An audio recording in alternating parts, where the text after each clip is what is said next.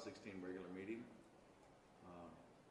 We're going to be going into closed session this morning. Are there any public comments? Seeing none, we'll go into closed session. Good morning. Welcome to our June 28, 2016 Calaveras County Board of Supervisors regular meeting. If you can, please stand for the Pledge of Allegiance.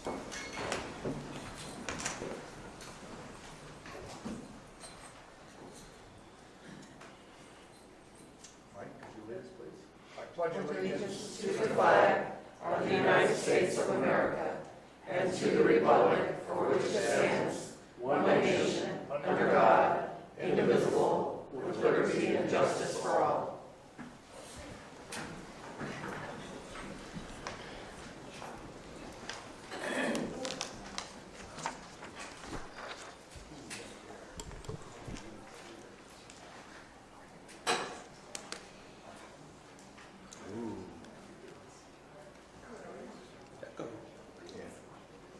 All right, so this morning at 8 o'clock, just after 8 o'clock, we were here for a closed session, and we adjourned into closed session items, and to report out, number one, public employee discipline dismissal release pursuant to Government Code 54957B1. There's no action taken. And conference with legal counsel, anticipated legal litigation, significant exposure to litigation, 2 cases pursuant to Government Code Section 54956.9D2. No action taken on that one as well.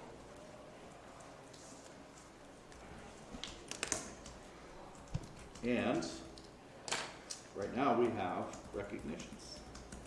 And we have our DA, Barbara Ewing. Good morning, Barbara Uke, District Attorney. I'm here with a resolution honoring Barbara Elbin, Victim Witness Coordinator, for her years of service. She has announced her retirement, and her last day will be on June 30th.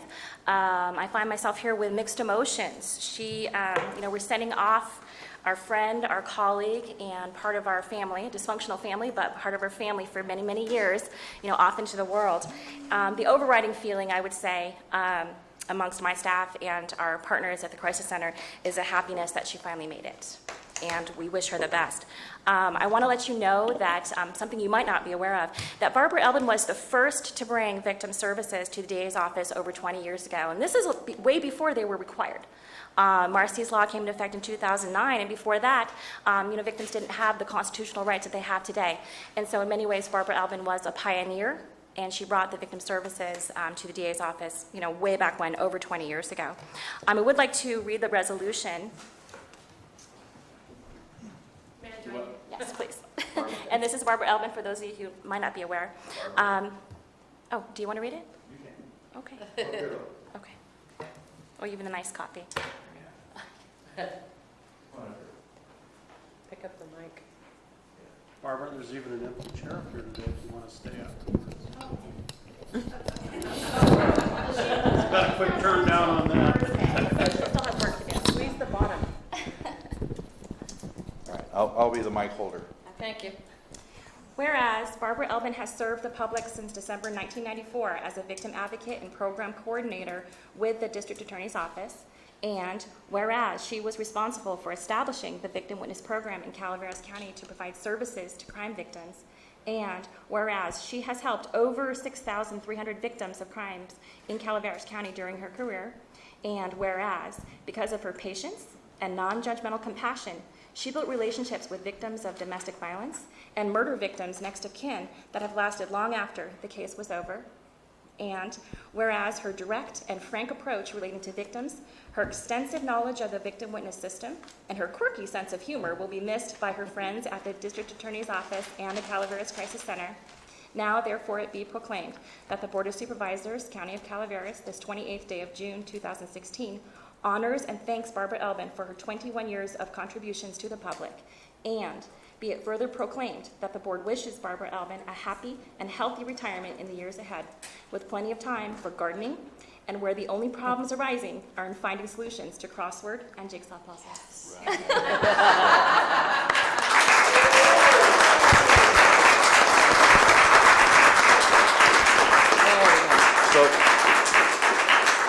So before I poll the board, or ask the board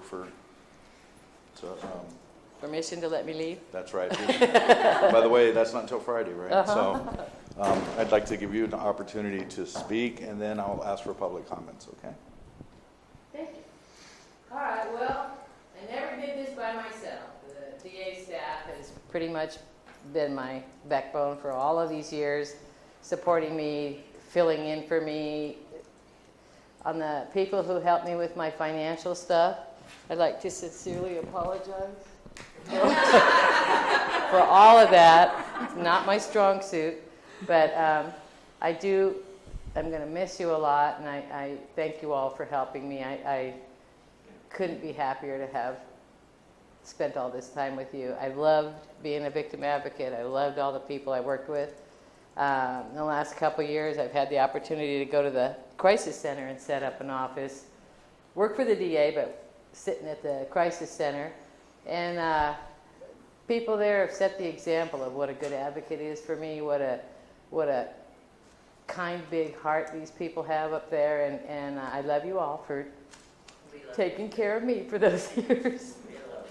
Thank you. And there are some people in the audience who do want to stay. Yes. So at this time, public comments, please. Good morning. My name is Dana File. I'm a deputy district attorney, and I wanted to tell you about the invaluable service Barbara has provided to the DA's office. For the past 20 years, she has been the face of the DA's office for victims. No matter if the crime is minor or horrific, she is the person that they turn to. She is the one that helps navigate them through the criminal justice system, which is not an easy process. She helps them to heal. She helps them to feel better about their situation, even if it's just a little bit. That's huge for a victim of crime. This lady is lovely. She has a huge heart, and her shoes are going to be absolutely impossible to fill. We wish you the best of luck in your new adventure, and we're totally going to miss you. Me too, you.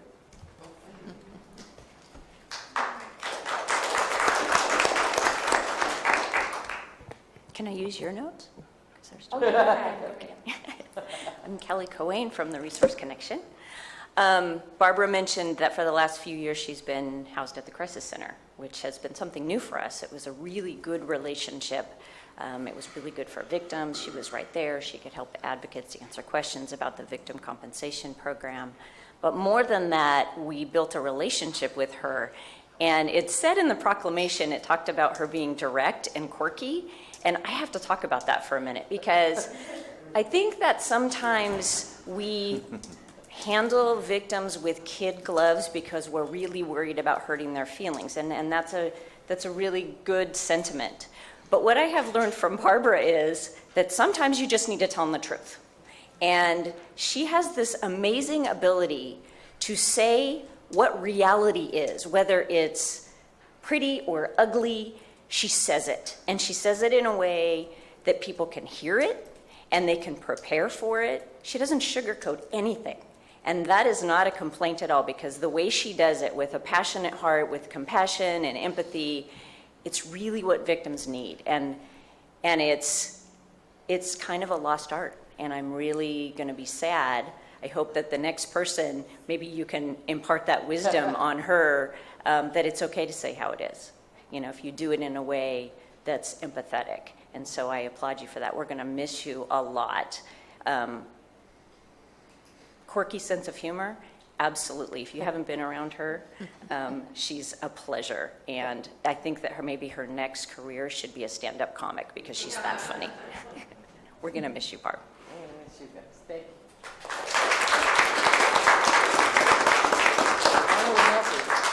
you. Any other public comments? None? Oh, there we go. Don't be shy. You know I love you, and you know we're going to miss you, and I'm really going to miss you. But you know where we're at, and you know when our potlucks are, too. Exactly. I was just going to say, I know what potluck is, so I'll be there. Thank you all very much. I'm glad to have had this opportunity to serve this county, and I'm never going to do this kind of work again. I'll be at McDonald's behind the counter. No paperwork. Okay, so Can I ask the board for a motion, please? So moved. I have a motion by Supervisor Ponte, Second. second by Supervisor Kearney. All in favor? Aye. Opposed? Thank Congratulations. Thank you very much for your service with us. My pleasure. Shortly.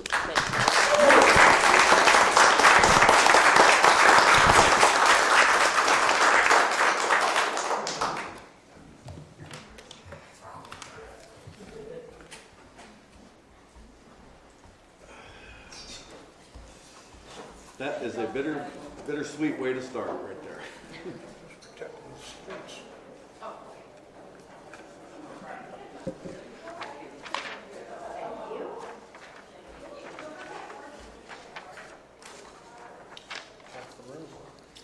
Okay, so now we will continue to public comment period. Any item of interest to the public that is within subject matter jurisdiction of the board and is not posted on consent or regular agendas may be addressed during public comment period. California law prohibits the board from taking action on any matter which is not posted on the agenda unless it is determined to be an emergency by the Board of Supervisors. If public comment is completed before the 30-minute allotted time period, the board may immediately move to the regular agenda. If public comment is not completed during the allotted time period, it will be continued at the conclusion of the consent agenda in order to provide an opportunity for the remainder of the comments to be heard. And today we will have 3 minutes of public comment for at least the first 30 minutes. Any public comments?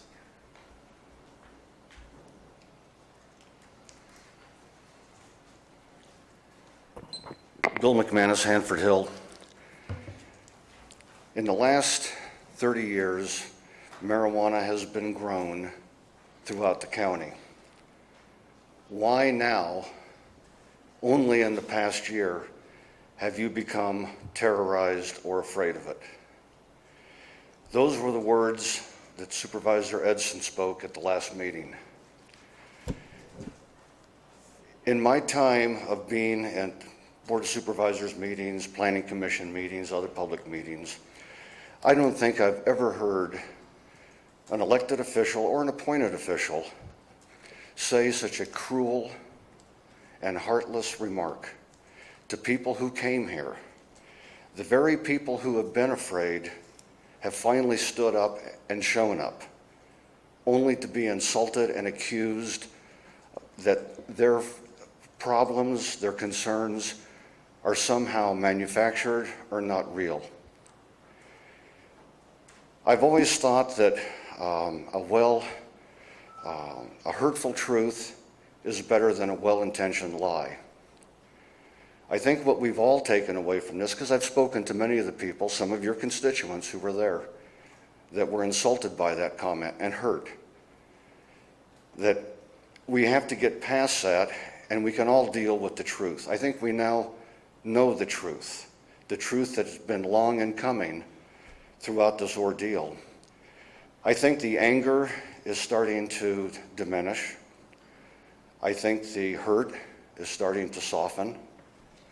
I know that the fear hasn't gone away. And the one thing I know for sure, the memory of those comments have not gone away, nor will they go away. I feel for the people who finally got up the courage to speak. For so many months we heard, where are these people? Are they showing up to the meetings? You know, we need to hear from them. And when they finally did it, they got backhanded for their efforts, and they're still afraid. Thank you. Any other public comments?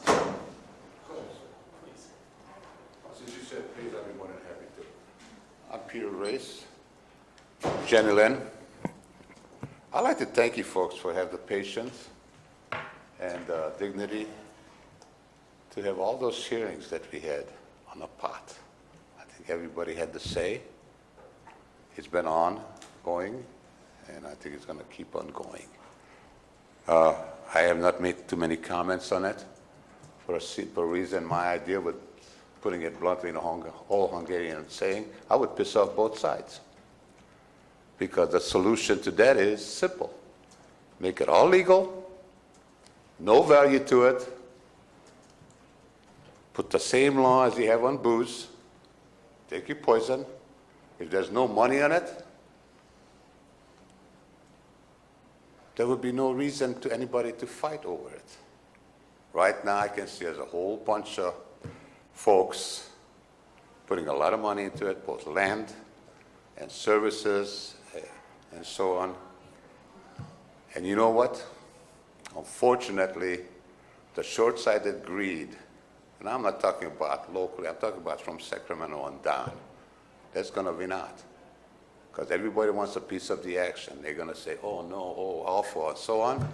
But they want a piece of the action.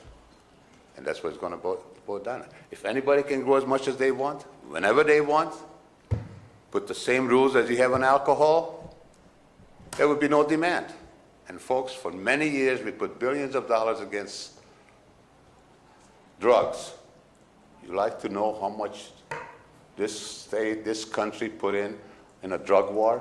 What did it get you? More money, more people getting hurt, more people getting killed. And if it's a no-no, people are going to go after it. And there's two single words. As long as there's a demand, there's going to be a supply. If you don't like it, I agree with you. But as long as there's a demand, it's going to happen. And people are going to get hurt because of that. It's going to cost money. The other thing is that I just happened to notice is that this tree problem we have, and I'm a city boy, I don't know a tree from a bush. Up in Nevada, they have this bug problem. 30 seconds. Big time. And there was no fire over there. So I want to thank all these nature lovers, all our nonprofit stakeholders. They're going to be the steward of the trees and the land and the water and all that stuff for us. They are idiots. They're intentionally ignorant, or they just want to mislead the public. There is a problem. It's bigger than any one of us. And hopefully we have a college that they're going to create more forest specialists. Folks, there's a lot of dumb people in there, and they're going to buy it up. Nature is a hell of a lot bigger than any one of us. Thank you for your patience. Thank you, Pete.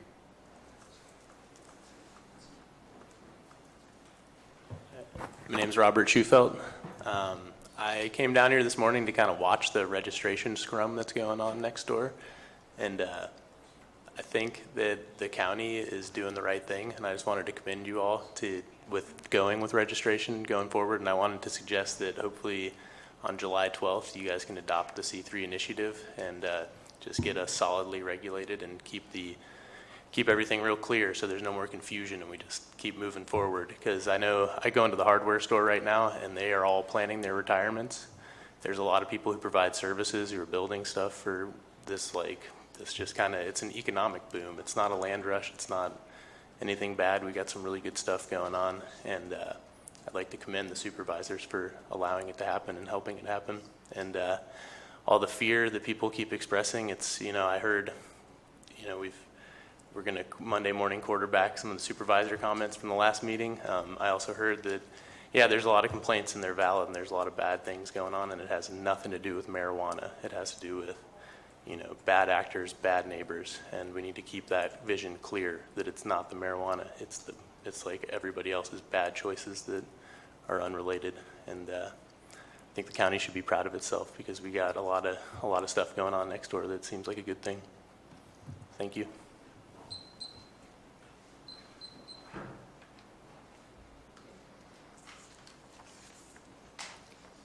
Good morning, Rosemary Wilson.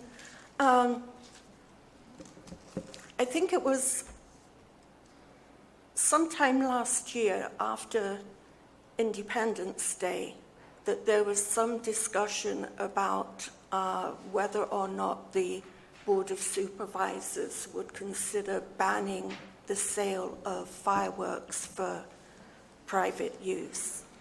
And as I recall, the bottom line was that you considered that a number of nonprofits had already committed to selling fireworks for the forthcoming season, and so it would be a problem for you to ban the sales when they'd already committed.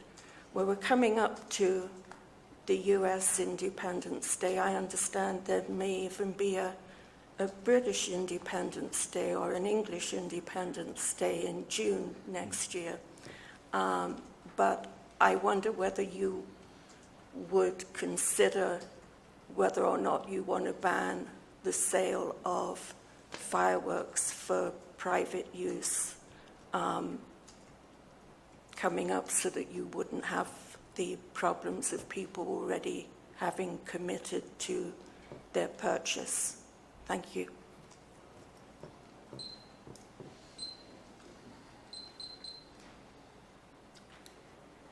Hello. I spoke a few times before, and one time I told you about how my family purchased land here, and all of my investments would be kind of like thrown down the trash if you didn't approve something for us marijuana cultivators. And I really like what you guys have done. I enjoyed attending all of these meetings. I'm really happy you guys worked with everyone, I feel, by like stopping the massive land rush, which was bringing in people you guys didn't know, and they were coming into like possibly small parcels, and neighbors were getting concerned. And all concerns are really important, but everyone next door, maybe like 500 people that are going to register to be commercial growers, they're saying, yeah, we want background checks. We'll allow police to come on our property and check our grows. Like, I don't think what people understand that we're against it was that we're the good guys, and if you have all of us in your database and you can come on our property with a phone call, or if it's not locked or something, that you can find the, I guess, bad guys better, and people who aren't cooperating and aren't wanting to pay their fair share in taxes, and just being contributing members of this community. So thank you guys a lot for listening to everyone's concerns. Since I am new here and I just moved to Hogan Dam Road, there's two other things. One is like roads are kind of terrible in this county. I was living in Hawaii for the past 2 years, and roads are bad there too. But my boyfriend totaled my hybrid, and I almost totaled his truck and flipped it upside down. So now we had to buy another $8,000 truck that we couldn't really afford. And then on Hogan Dam Road, I'm a massive activist, and I hear that there's an asphalt plant, and I see all these signs. And I've been so busy with like getting all these paperworks and all my neighbors' paperworks and trying to help everyone out become compliant that I haven't got to learn about it or figure out about it. But once I do and have more time, I'm going to be really against that because of air quality, and my dad's an environmentalist and I'm an environmentalist. And we just got to do what's right to people on that road and people in this community. I think if we were to have an asphalt plant, they should be like far, far, far away somewhere, not in communities or not driving past people's houses. So thank you guys for being so awesome. And I hope to be at more meetings for more things in the future and possibly being more active in this community. And thank you very much. Any other public comments? Good morning, House of Gallant Taxpayer Association. We have a program that we've been doing for several years now called Taxpayer Alert. It's on public access TV, and we interview public officials and experts on things that are important to county government or to taxpayer. We've done something different recently. We have a runoff on District 1, and we thought, and it's very close between both candidates. And so we tried to do something a little different. We allowed a 30-minute interview with each one, back to back, following the same format. And I was concerned if this would be successful or not. It turned out to be very successful. And so we'll be, this has already been uploaded to YouTube, and it will be on our taxpayer website. And it's 2 30-minute programs. And also, it'll be on the schedule for the public access cable TV. So the people that get cable TV will be able to see it as well. And so, once we have this information, maybe tomorrow, we'll be able to do a news release, so anybody, any voter in the county, especially District 1, might be interested in this.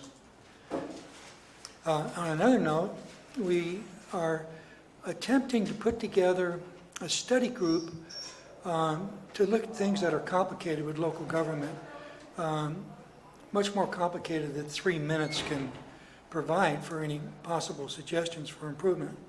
And so we're hoping that we might be able to get elected public officials that are experts in county government to participate in this, and perhaps from time to time come up with suggestions for improvement, which then can go to the Board of Supervisors or our county, our state of California representatives to try to bring about better government the best we can. Thank you. Thank you all. Any other public comments?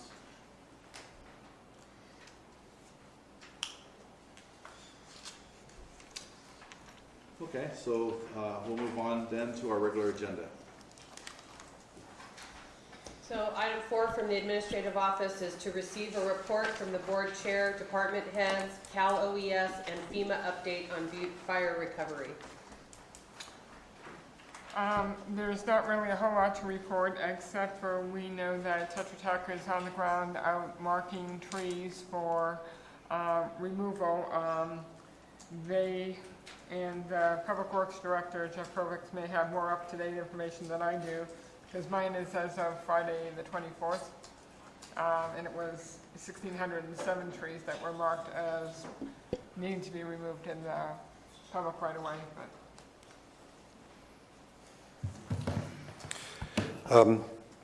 Jeff Krovitz, Public Works Director. The arborist contract went into effect on the 14th of June. They have completed the marking and assessment of all trees along public right-of-way. We have just under 1,800 trees, which was less than we had anticipated due to the removal of trees removed by PG&E and AT&T that were threatening to their overhead utilities. That's the good news. The bad news is that we've done preliminary assessment of private property trees that have potential to impact a public right-of-way, and that number is larger than we had anticipated. That, therefore, will necessarily drive the cost and the match, the 6.25% match that the county is responsible for, up. Unfortunately, we cannot do the final assessment of those private property trees until we get the right of entry from the private landowners. And the right of entry is going back and forth between Cal OES, FEMA, and Public Works so that we can get it to meet all the agency needs. As soon as we do that, we'll move ahead and do the assessment on the private property trees. Concerning the contract for tree removal, we put the RFP on the website yesterday for Public Works. We're doing a very, very short bid response process, and we're expecting responses and opening bids on the 11th of July, with an anticipation of bringing it in front of the board for approval of that contract on the 26th. The hope being that we will actually have trees starting to be treated or moved out of the fire area sometime in August. One new piece on this hazard tree removal program. The consultant notified us that there are a number of trees where the public roads go through BLM lands, and because we have we have fire mortality on federal lands through which public right-of-way pass, FEMA has let us know that those trees are not eligible for the public assistance program, under the theory that there are other funds or another federal agency that can help fund those tree removal. I've therefore reached out to BLM to find out if they have money on concern, and yes, they do have concerns. We are summarizing the tree counts, and we'll get that up to them, and we'll continue negotiation. But for right now, it looks like there's going to be a third group of trees that we're going to need to deal with under potentially a different funding source. Any questions on hazard tree removal program for Butte fire recovery? going once, twice, thrice. Supervisor Oliveira. Mr. Clovis, on this third issue that we're talking about, you just mentioned, are we in a process of looking into those programs and applying for required permission and process moving? I think that what I've done is I've reached out to BLM and talked to their people, their supervisory people. They do not have programs. They have a small amount of money left over from their soil stabilization grant that they got as a result of the Butte fire. They got about $3 million. They did a lot of aerial deployment of mulch as part of their program on BLM lands. There's a little bit of money left over, but they are using that money for a salvage sale of burned trees along utility corridors on BLM lands. So they don't have additional fire monies to treat trees along our right-of-way. In addition, when they granted us the use of road for public purposes through federal lands, generally, and we're researching those grants right now, those grants generally indicate that the owner of the road is responsible. Okay? So what my hope is, and this may or may not happen, and I'm not sure I should mention this, but my hope is that I could get a formal letter from BLM indicating that, yes, they have severe concerns with these trees, but they have no budget to deal with it. Therefore, that would have let me go back with that formal letter and reapply to FEMA and have them reconsider their position. Because regardless of where the funding comes from, the hazards still exist. Thank you. Okay? Questions from the board? No. Public comments? Thank you. Is nobody from...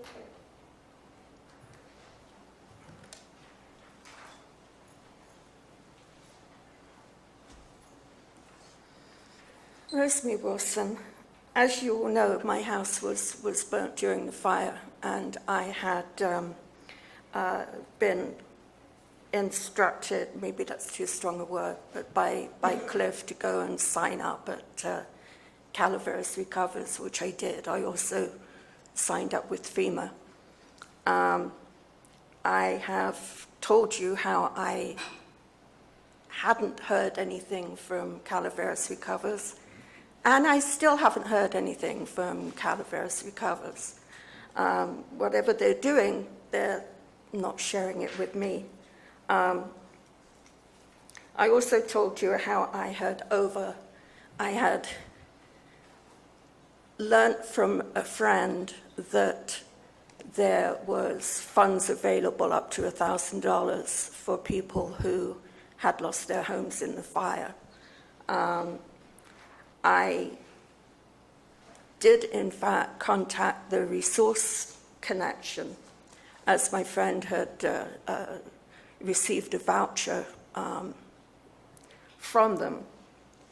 And I went down to the Resource Connection. They were very good. They asked me a few questions, whether I had signed up with FEMA, whether my home was insured. And lo and behold, I was very fortunate and very grateful to the Resource Connection for receiving a voucher that can be used at Senders Hardware, Calaveras Lumber, Spence Feed, or Middleton's, or can be divided so that can be used in a variety of, split between those 4 stores. That seems to have been the biggest secret, or one of the biggest secrets in Calaveras County.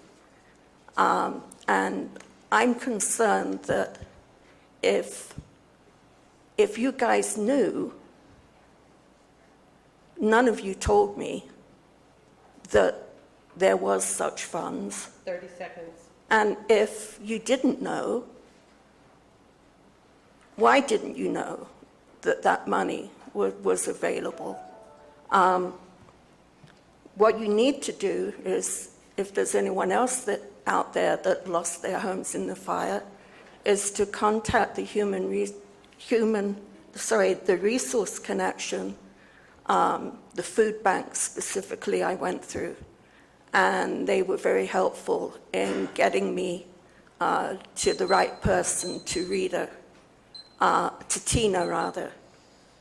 But I think it's a real secret, and I don't understand why that had to be such a secret.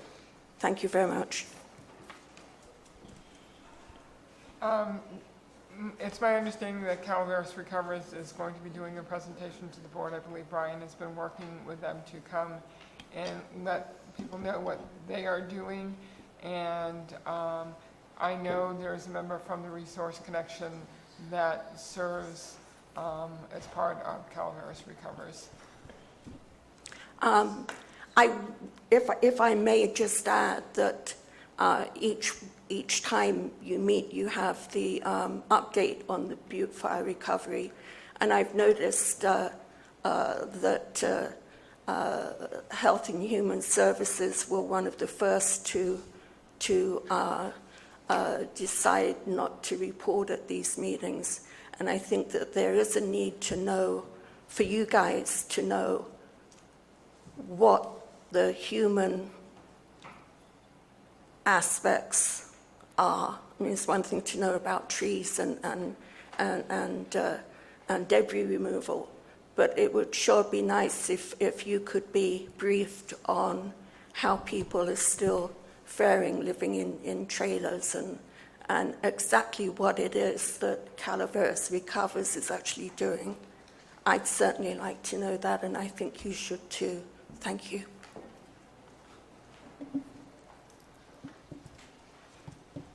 Peter Rich, gentlemen. I just noticed that we have a whole bunch of chiefs, not enough Indians. Everybody wants to control. But you know what we're missing?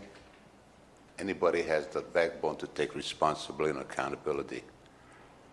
That fire removals, you're spending $250 an hour for consultant to talk to people about what benefits available.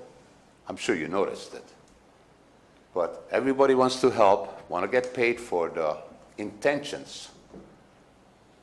But I sure are looking forward to the day when all these good intentions are going to become accountable. And my question is, who is going to hold the final accountability of all the good deeds, or responsibly for all the good deeds that they want to do? And when is it going to be what it cost and what it ended up with being the benefits given out? What did it cost to it? Does anybody ever take a look at a cost-benefit analyze it? How much you spent or how much benefit? I mean, believe me, folks, I mean, as far as I'm concerned, there's a whole bunch of people who like to milk the system. And all of a sudden, they all want to do something. But I like to have an account for what was accomplished, not just good intentions. Thank you. Okay.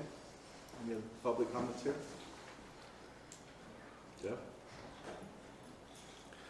Jeff Krovitz, Public Works Director. One last remark on the hazard tree removal program. We're scheduling a community meeting to hand out information in Mountain Ranch on the 13th of July, which is a Monday, from 5 to 7 at the Mountain Ranch Community Center. I would strongly recommend that Supervisor Wright and either Supervisor Edson or Oliveira, if they are free, could attend. As soon as we get that solidified, we'll have the PIO give you the information, send that out to the board. Questions on that? This is for Tree removal. for the burn or? Burn trees. Okay. I'm sorry. And that would be July 13th in Mountain Ranch, 5 to 7. Thank you. Okay.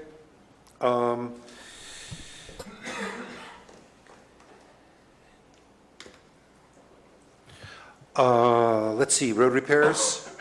As you know, there's two federal programs that are funding road repairs, the public assistance through FEMA and the emergency recovery through federal highways. Those two programs have approximately 40 miles of roadway repairs each. There's a vast difference in understanding in terms of fire damage, in terms of amounts. The Estimated amount of fire damage is around $500,000 according to FEMA. That's a 6.25% match. That's about $30,000. That, I believe, is in the budget for that match. Thank you, CAO. The ER program, which is a much larger program, it's about $8.5 million. Its match is at 11.47. Right now, it looks like, which is about $975,000 in match over a 3-year period. Right now, it looks like that's going to be coming out of my roads budgets because we haven't identified alternative sources for that match. And I believe that was presented on the 14th.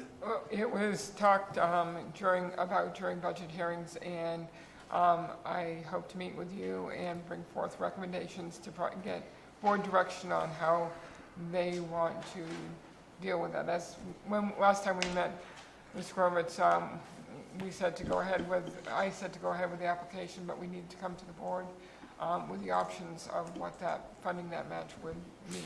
Okay, I will. And I would hope that we can do that within, during the month of July or early August. Okay, perfect. I've got a couple other things that we can sit down and talk about that I don't want to talk about here. Any other questions on fire recovery for Public Works? Thank you very much. I want to conclude one more thing. At the meeting at the end of May, you asked me to do outreach to see if it's possible for reduction in permit fees, review fees for victims of the fire. For encroachment, yeah. I've done some research on it, and unfortunately, right now, the county ordinance requires me to review all new building permits for existing encroachment. I don't have anything in the ordinance that forces me to cause the owner to change that encroachment, regardless of its safety, but I do have an ordinance requirement to at least do a preliminary review. So when I get building permits or permits for a new trailer or permits for potentially a greenhouse or a larger grow, I am sending Public Works inspectors out to see if it complies with our current codes and standards. If it does not comply with current codes and standards, I can only ask if the owner is willing to make changes to that, to their encroachment, either for private safety or for public safety, but that's as far as I can go. But I do have an ordinance required that forces me to review all permit applications, regardless of whether they are within the burn perimeter or outside of the burn perimeter, for compliance of encroachment with current standards. If indeed they want to move ahead as a voluntary modification to the encroachment, then I think that there is something that we could do. I would need board permission to essentially waive or reduce the review fees for me to do the engineering review of the encroachment and do the Public Works inspection of that encroachment. I don't believe that that would be an appropriate waiver of fees for new construction, new business, or somebody who is reconstructing as part of an insurance settlement as a result of the fire. Because most of the insurance policies do handle changes to code. So under the assumption that an encroachment was put in prior to us having an encroachment code, and now the residence has burned and they're being recovered through an insurance company, then I don't see a reason why we would necessarily want to waive the review fees or the inspection fees when there's insurance money available to cover our costs. If there's somebody who's attempting to recover without insurance, then I think potentially we could make a finding of public benefit and maybe reduce those costs. But it will still take staff time, both in the field and in the office, to be able to review these encroachments. And right now the ordinance doesn't give me the ability to review them. So you and I will probably have a meeting on that. Okay. And I hope that answered the question that you had asked. What's the code? What's the section of the code? Yeah. It's under the, is it 15, chapter 15, that is the encroachment?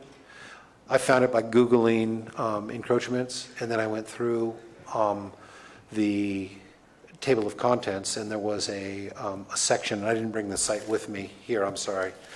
I actually left it in my suitcase. So it's always been in existence and you're just now finding it? No, I was asked to come back with a report on, do I have the ability to waive any fees or any inspections of encroachments for fire victims? Okay. So, Particularly for, give you an example, somebody's been up there pre-code. They had an encroachment off of road, off of, let's say, Jesus Maria. Mm-hmm. And now they're rebuilding their home that was burnt. Mm-hmm. But now they have to go through, they got to put in an encroachment, which they didn't have to do because it was already there.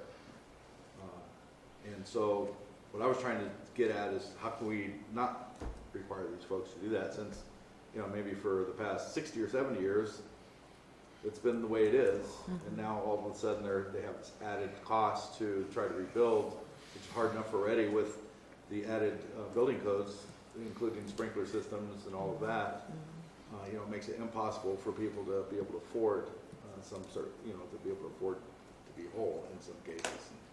So is this just related to the fire, or is this now everything that's The happening in the county? the ordinance requires me to review the encroachment on any new, or let's call it a change of use or a reconstruction. And so, for example, if I have an application for a greenhouse for a medical marijuana grow on a parcel that was previously a parcel that only had a residence on it, that represents a change of use. It represents a change in density, and it represents a change in traffic generation. The density and the traffic generation, therefore, allow me or force me by ordinance to review the safety or the compliance of that pre-existing encroachment with current encroachment standards. Okay?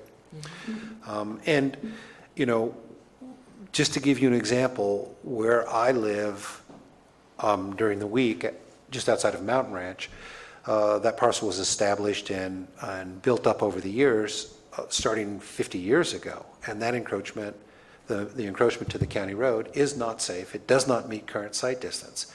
But there was no structures that were burned on it, so there's no permits that's driving it. They are doing some logging on the property. Doesn't come to me. That goes through CAL FIRE. I have no reason to review that encroachment and say to the owner, hey, are you willing to move it 50 feet up the road to make it safer? But if somebody's coming in with a permit, which they have to do under a rebuild condition, then I have a requirement under ordinance to review that encroachment for compliance with standards. But beyond that, I don't have any ability to force them to comply with standards. Okay. Okay? So it's kind of it's just yet another hole in the ordinance. Okay.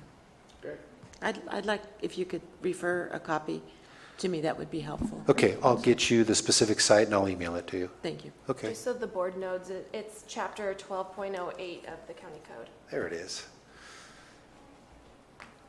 Thank you. Any other questions on fire recovery? No, thank you. Okay, we are fully into fire season. I've had 2 fires out at the landfill. We've had 3 fires in the county. I'm not sure if fire season ever ended. Thank you. Good point. Good point. I have a comment. There was a comment made earlier about Calaveras Recovers and haven't heard and so on and so forth. I attend the Calaveras Recover board meetings as I can. Honestly, I haven't been there in about 4 or 5 meetings. But I will take your concerns and address it at the board level. If perhaps you're not being contacted, there could be others. So I will just mention your concerns there and see what I can find out and make sure people are at least getting a status report as to where their application stands. I appreciate that so much, Debbie. As I had previously said, by filling out the forms for Calaveras Recovers, I wasn't just put in the regular category. I was put in a disabled category. And so I would think that if anybody were to be contacted to ask, generally how they were getting on, I would think that the disabled category should have been contacted, and I wasn't. I really would appreciate it, and if you could get back to me, I'd really appreciate that. I'll get your number more privately. Thanks so much, Debbie. Thank you. Okay, any other public comments on fire recovery? Item 5 is from the Administrative Office to adopt a resolution approving fiscal year 2016-17 recommended budget for the County of Calaveras. And actually, the next 6 items that we'll be looking at are all related to the 16-17 recommended budget. On June 14th and 15th, the board held budget hearings, at which time they received reports from departments that wanted to address the board. They received the CAO's recommended budget. They provided direction to the CAO to make certain additions during those budget hearings. Those additions have been made and incorporated into the budget. There were other items that were deferred and will be addressed in September when we take up final budget and technical adjustments. So what you have before you is a total budget of $140,869,880 with a general fund budget of $53,677,000, which does include funding related to the Butte Fire recovery. There is a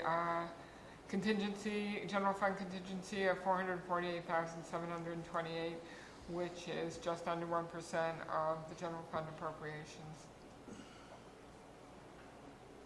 Okay, any public comments on that?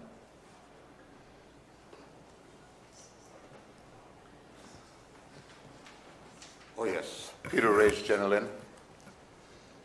I was here at the budget meeting, and there was a certain amount of information was requested. And it's not just behalf of you folks, but the public is. There was a whole bunch of things that was left empty.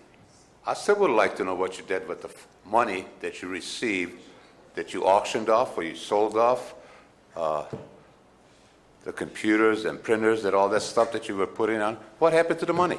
I would like to know. And I'll tell you something else. Looking at last year's budget, I'd like to know how the money was spent. Who's responsible for it? Maybe you folks do know it and you're satisfied with it because it's your butts on a hook if those money was misappropriated, misused, or used for something that's not quite legit. Nice numbers here, folks. If you take a look at the total number of the budget and the population of this county, there's either inefficiency or where the money goes. But that's ridiculous. I have not seen anything that accounted for where the last year's budget the money went, folks. Who used that, where'd it go? All those equipment that was sold at auction, supposedly, you know how much it was? Does anybody know? Where did it go? Who used that? All the money was set aside for hiring people, and it wasn't hired. What happened to that money? Where's the money go? Now, if you folks feel comfortable that everything is accounted for, because you have a lot of federal money in there and state money is there, and you feel comfortable because at the bottom line, it's your signature. Now, on the other hand, if some of these signatures in here can explain it to me while they're in this room, I'd love to hear it. Or let them run it. But it's your butt on the hook, folks. There's a lot of money out there, and it has not been accounted for. Thank you.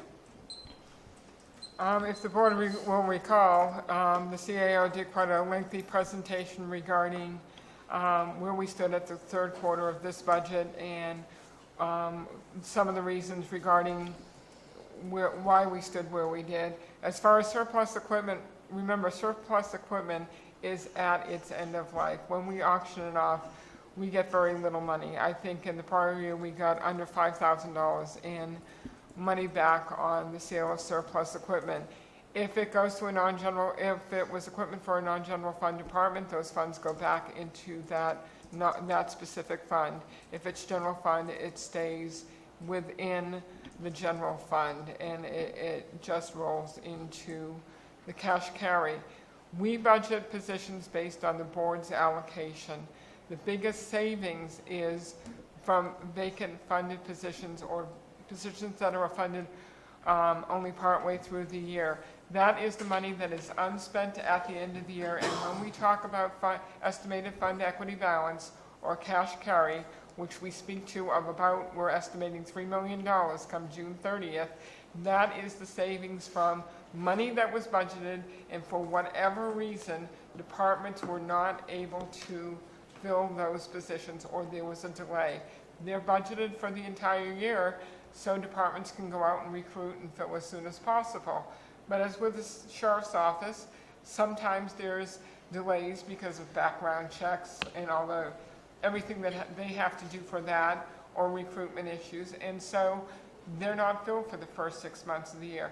That money just doesn't go away. It rolls forward becomes part of the cash carry for the next year or the fund equity balance. This was all explained during the budget hearings in a very lengthy presentation. It also compared prior year totals to current year totals and moving forward. Additionally, this budget is $10 million higher than a normal operating budget because of Butte fire recovery costs included in there. $8 million of it is regarding tree debris removal, which was mentioned in the Butte fire recovery. So I think that the presentation provides the information that the board needs, and they're certainly welcome to and have always asked plenty of questions regarding what the CAO's office and the auditor's office is presenting. The auditor is absolutely amazing in ensuring that the funds and money are spent according to the budget plan and the way the board has directed, and will question anything that does not appear to fall into that category. So there's many checks and balances. The budget is presented and worked with departments, with the auditor's office, our office, HR, to ensure that everything that we're providing the board is current and reliable information. Thank you for that explanation, and I would also co-sign in that. I think the auditor, checks and rechecks most everything, and I would have a hunch that the department heads would feel that frustration from time to time, but it's a good thing overall. I would comment also that there are issues that are going to be reviewed prior to September. Those issues will be discussed, looked at by the board and by the department heads. This was a preliminary budget, I'm under the impression. It's been called a lot of things. It used to be called preliminary budget. The formal name under the Budget Act now is recommended budget, with the adoption. What used to be a final budget, but now it's called an adopted budget in September. But it is required by the State Budget Act that we enact a recommended budget by June 30th. So departments have funds to operate on. And I assure you that I have issues that I'm going to be discussing. And I think there's issues on other board members that are going to be discussed prior to that finalization of the budget in September. I have a couple quick things to bring up. One of them was brought up to me after a budget hearing, and it reminded me of a conversation I had with some folks at CSAC. And I truly believe if the supervisors can get the budget at least 2 weeks before the budget hearings, that we can work out a lot of our questions beforehand. In other areas where they do that, their budget hearing is as short as 2 hours instead of stretching into days. And I know what a chore it is for all the departments and putting them all together, but we have a year to set that goal. And if we could get them earlier, we could talk to the departments and have our questions answered before we get. And we can work towards that next year. Yeah, the last, before this one, by Tuesday, Saturday and Sunday and Monday, all I could think of were numbers. Really, you can't talk to the department heads on Saturday and Sunday. So if we could set a goal for that, I believe it would help everybody's process. And the other thing too that I just, because I spent so much of my working career dealing with it, if our workers' comp charges have gone up that much, maybe we should look at gleaning a little bit off of that and creating a safety officer out of that charge that goes around and identifies what the workers' comp charges are and starts to train people in safety issues. And I don't know if we're doing that now. I haven't seen it if we are, but I have seen in private corporations where they did exactly that, and they didn't bring their workers' comp charges down, but they stopped the growth in them. And the workers' comp is not only, insurance is not only governed by the claims that are submitted, it is by the payroll size. And you have to remember, over the last few years, we have added a number of positions. We have seen raises that were negotiated. The most recent one was 4%. So with the increase in number of employees and the increase in overall salaries, that also contributes to. We used to have many years ago a safety committee, but as staff reductions among departments occurred through the recession, that kind of hasn't been very active. Judy Hawkins, HR Director. On the workman's comp, one of the items that is also covered under workman's comp is volunteers. So as our volunteers grow and we get more active volunteers, then our workman's comp grows. And so it's not just employees that is covered under it, it's also volunteers. One of the other, covering the safety, my office is currently working to put together a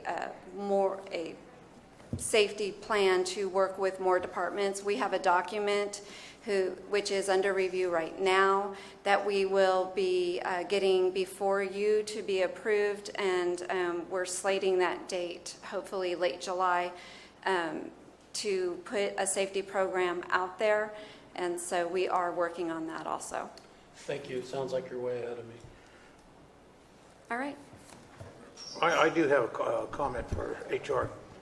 In the workman's comp field and our endeavor to be totally safe, are there incentives issued by our carriers for active safety programs where we can actually reduce the number of incidents or injuries by self-inspection and reporting that to our carriers, like our dividend program? Are we looking at something like that? Well, one of the things that we're looking at is definitely identifying a program where departments are identifying near misses so we can fix things before near misses become incidents. And so that's one of the things so self-identifying issues we are definitely looking into. And do we have contact with our carriers? Oh, yes. Introducing them to those programs and using their programs. I know those were used very effectively in the private sector. Yes. In my prior career. We are strong. And that's something that we really need to take a good look at. Yes. Okay, thank you. Okay. May I ask a question from Let's see. Yes, so you had your one time on 5, but 6 is coming up? Can I ask a question, Chris? You had your one time on 5, but 6 is coming up? Not yet. 6. We're on still 5. I love it. I know. We'll We'll get to that later. Yeah, thank you. Al Segala, Taxpayer Association. It looks like one of the issues that was raised is funded but unfilled positions. And I may be wrong, but it looks like this is acting as a reserve. If the positions are not filled, and as I understand it, the funds for the position goes forward. And the question I would have would be, will those funds go to the general fund to be spent wherever needed? Or would those funds go to the department to be determined by the department on what its needs are? And what is the scope of this unfilled funded positions? Are we talking about a large number of money involved and people involved, or is it fairly small and insignificant? I think that the CAO probably have answers to that. Thank you. It actually, it varies year to year. We have, the monies that are saved go into whatever fund we're talking about. If it's a public works position, that would stay in the public works fund. If it was Health and Human Services, any savings from an unfilled position would stay in the Health and Human Service Fund. If it's a general fund department, it would stay in the general fund. And it really does vary year to year. It depends on how successful departments are at recruiting and retaining positions. The board allocates the position, and once a position is allocated, it is funded for that entire budget year. Now, if somebody leaves after the first payroll of the budget year and they have trouble recruiting for that particular position, it could be a 6 months worth of savings or 2 months worth of savings, or maybe virtually no savings at all because we pay out their vacation and somebody else comes into it. So it's a variable that's really hard to estimate until you're moving through the year and you're seeing what those savings are. We ask departments not to use those out. There are different classifications: salary and benefit, services and supplies, fixed assets, and they cannot move salary and benefits savings down into services and supply without the permission of the auditor and the CAO. So we ask them not to do that unless it's in rare cases, because again, that money will then roll and become part of the fund equity at the end of the year, which is why we sometimes have a significant fund equity above and beyond what we have in spending contingencies. And if people are not seeing a lot of turnover or are not having problem recruiting for positions, then that savings is much smaller. If throughout the general fund departments there is a longer period of time where they're vacant, then you see higher salary savings. So it's really hard to estimate at the beginning of the year what you're going to have in salary savings. We have a clue when we do the mid-year report of what we've looked at for the first half of the year. But again, it's a constantly moving number.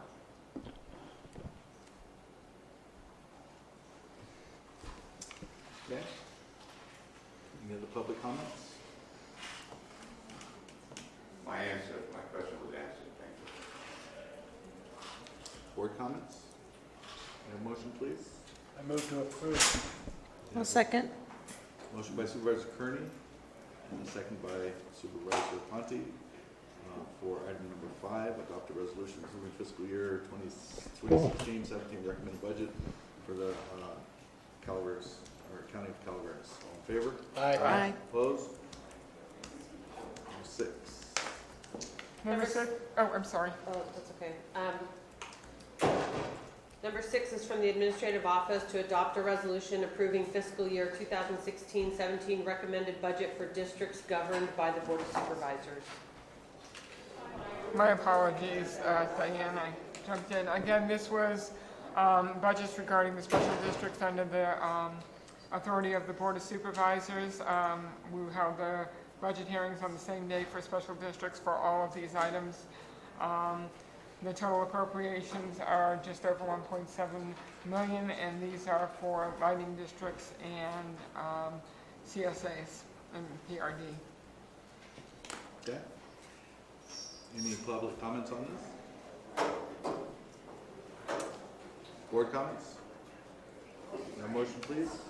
I'll make a motion to approve. We have a motion by Supervisor Ponte, Second. second by Supervisor Kearney. All in favor? Aye. Opposed?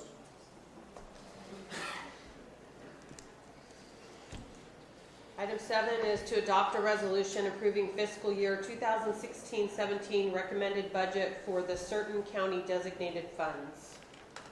As we spoke during the budget hearings, there are designated funds that are specific to different departments within county government, and the board approved appropriations from those designated funds of a little over $7.6 million. Also required under the county policy is that the board adopt the, under Gatsby Government Accounting Standards Board Statement Number 54, the board adopted a fund balance policy that requires to provide the balances of certain funds, and so those have also been attached to and made part of this resolution. But basically, this is allowing appropriations from budgets for the designated funds. Okay. And do I have public comments on that, please? Board comments?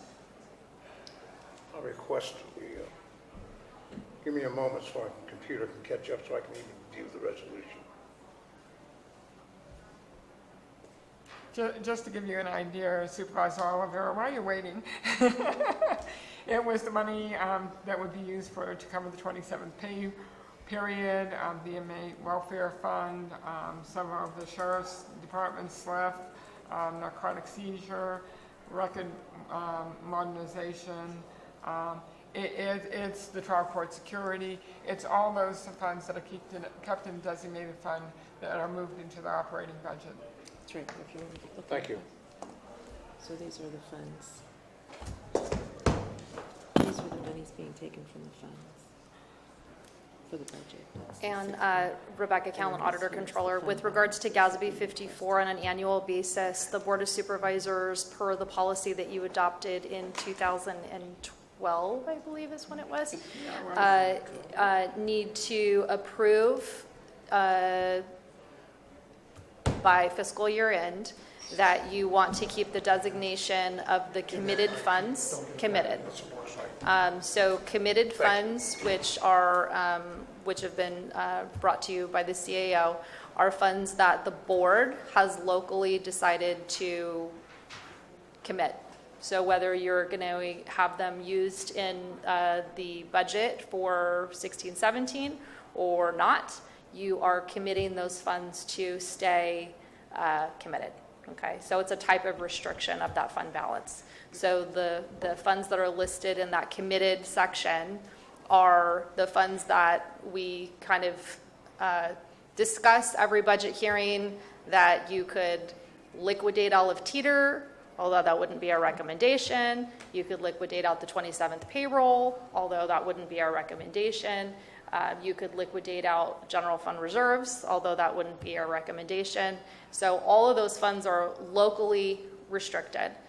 The other funds, a lot of the other designated funds that we have are truly restricted, which means that the state or the federal government puts restrictions on those funds. And even if you wanted to liquidate them and spend them on, new shoes, you can't.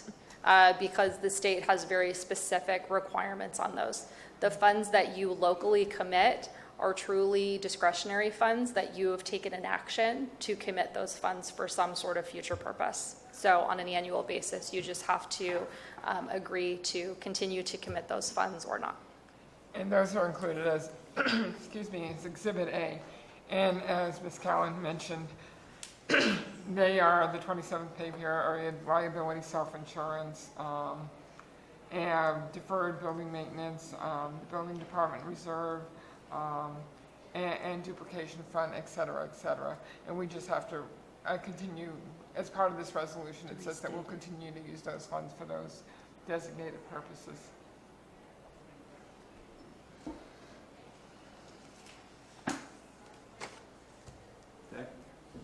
Any other comments from the board? No? Public comments?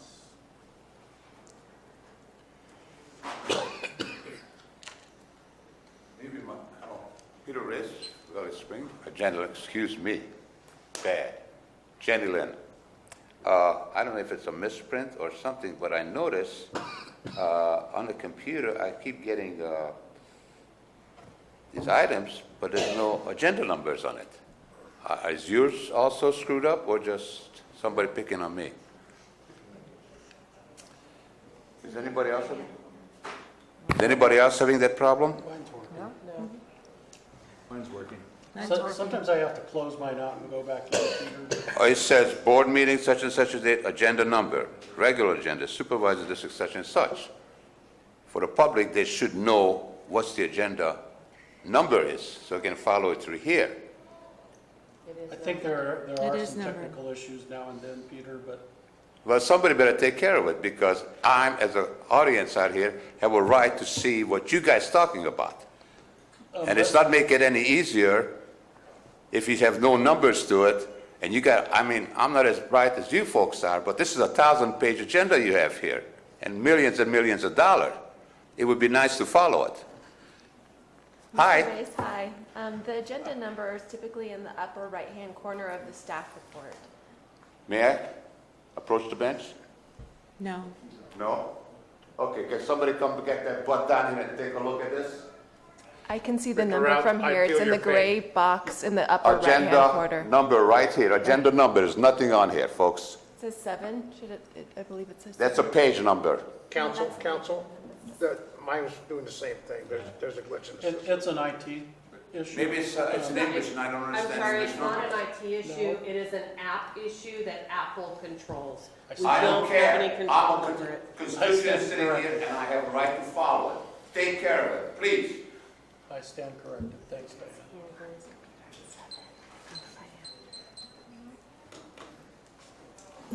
So Peter, when we go to a break, I'd like to come and look at that, okay? Thank you, sir. Al Segal, Taxpayer Association. Rebecca touched on some items that have to do with committed funds. And in the past, there was some questions raised and using one-time funds for balance in the budget. One of them, I think, is teeter funds. I think it was suggested that a solution to that would be to designate what those funds would be used for. Then they would become committed funds and no longer part of any slush fund. And so I don't know if that occurred or not. And if it did, then that would mean that the county contingency portion of the budget truly would be used for the need when there's not sufficient funds that go into contingencies, from my understanding. And my knowledge of accounting goes to about the checkbook and not too much further than that. So perhaps a comment on whether the teeter funds are now designated funds, restricted funds, or not. If they're not, then apparently they would remain into slush fund category. A portion of the TD funds that were moved into a designated fund is in a committed fund. It has been the board's direction in the past to use those for specific reasons, but they have, at budget time, authorized the use to fund a budget deficit.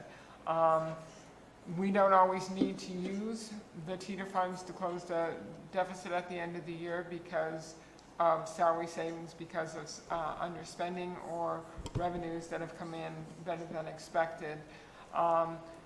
But those are in a committed fund, and as part of the budget hearings, the board has authorized use of those funds for a purpose specific to that particular budget, whether it is funding through capital projects, a number of IT infrastructure projects, time and attendance, software, upgrades to Megabyte and our GIS systems.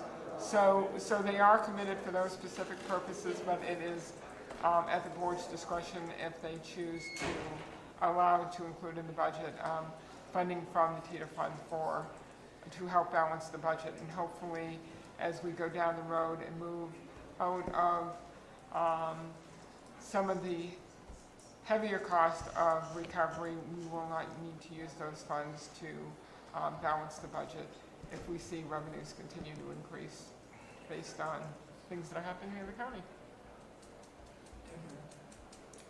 So that was to my surprise, in the Calaveras Enterprise, I seen on the front page that we used, or we continue to use, savings to balance the budget. And I specifically asked or requested that we do not do that. That we could go through every line item in the budget and we will find the money that we needed to balance the budget with that. So maybe it's a misunderstanding.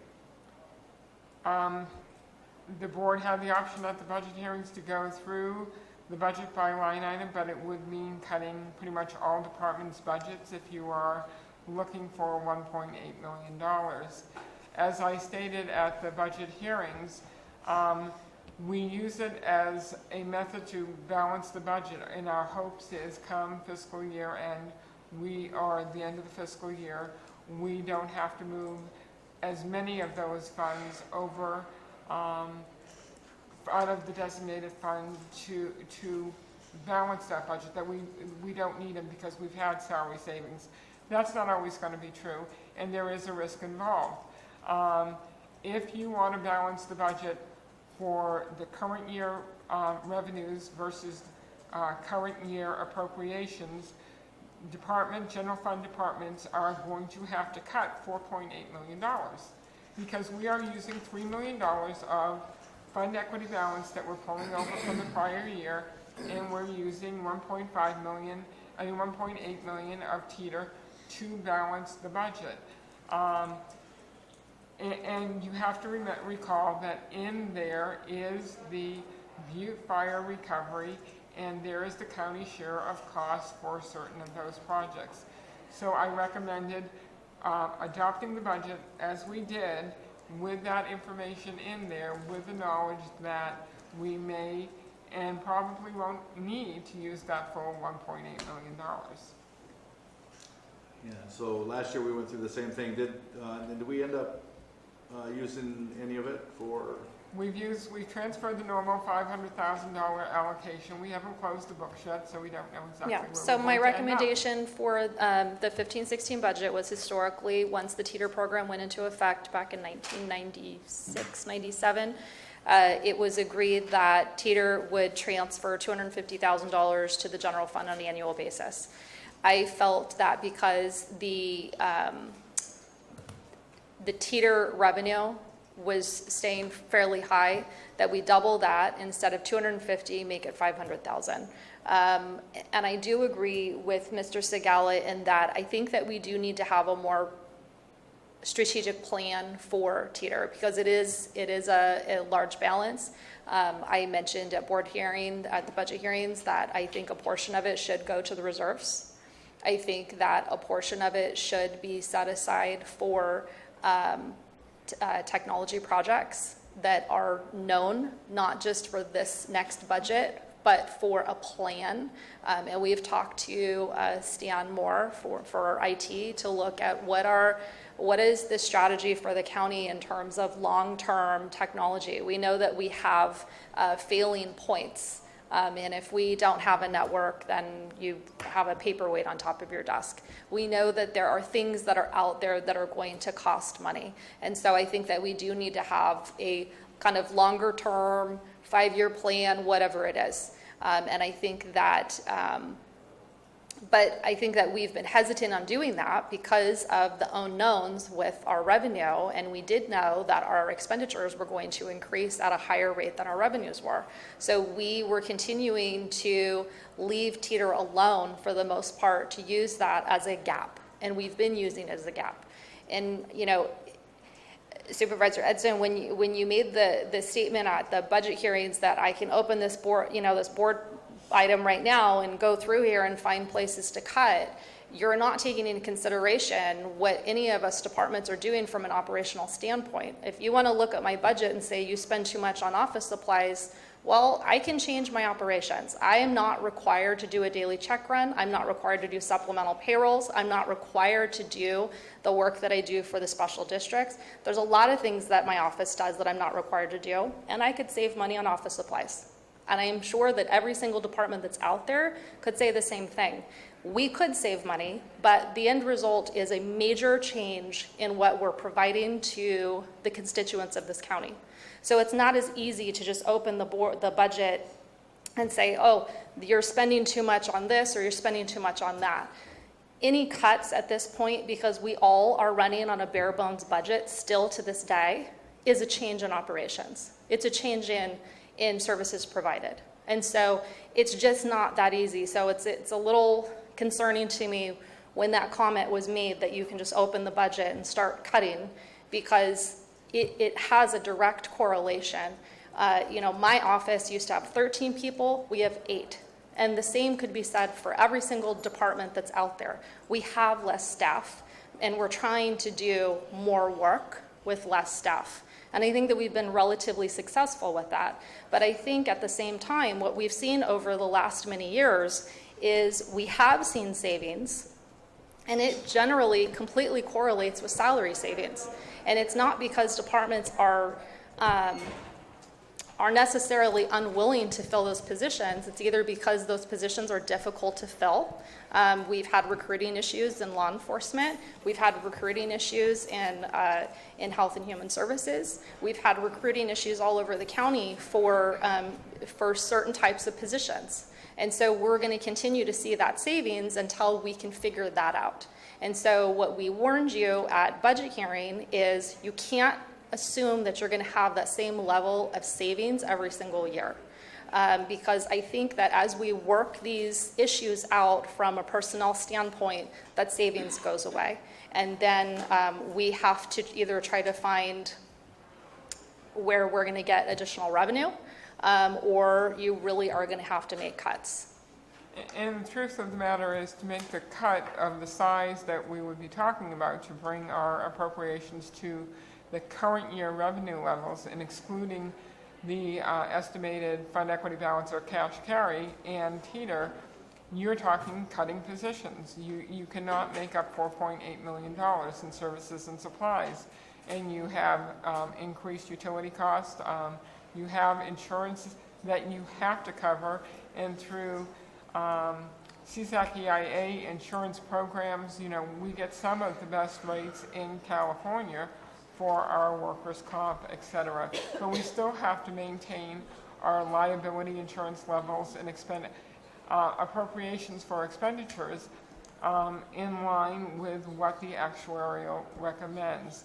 And that's why, again, it makes sense to, until we can increase our revenues, that hopefully we will start doing once again. And we were working towards, and we were managing until the Butte fire hit. This is just a stopgap measure, and we may or may not need to use that full $1.8 million. But I'm still writing checks right now. So I can't tell you if we're going to dip in past that $500,000 of teeter or not. A lot of times this week will be the busiest week for paying bills that my office sees all year long, because this is where everybody starts, filling up their, office supplies and buying that last minute, whatever. And so we'll see bills up until, that very last moment. So that's the reality. And then, we still are waiting to see certain revenues coming in. Those revenues can come in until, 3, 4 o'clock on the 30th. And we're crossing our fingers that those revenues will come in. But if they don't come in, then that's going to be an issue. Yep. It's crystal ball time, so. So in September, we will be a little bit more comprehensive on what we see. In September, we know, because we're looking back in hindsight. So everything's closed, and we know exactly what we closed at. But right now, it's a crystal ball. Good. I can give you best guess information. But that, see, none of the headlines reviewed that or resembled that remark. They're totally different, which is not unusual. And unfortunately, we don't have any control over the headlines. Nope. Or social media. No kidding. So we're on item 7. Yeah. So are you gonna, who's making a motion on it? Also moved. Okay, I have a motion by Supervisor Ponte, second by Second the motion. Supervisor Kearney. All in favor? Aye. Opposed? Okay. Item 8 is to adopt a resolution authorizing the purchase of certain capital assets at fiscal year 2016-17 recommended budget. And the capital assets are listed on the attached exhibit B, and they are the ones that were discussed at recommended budget during the budget hearings.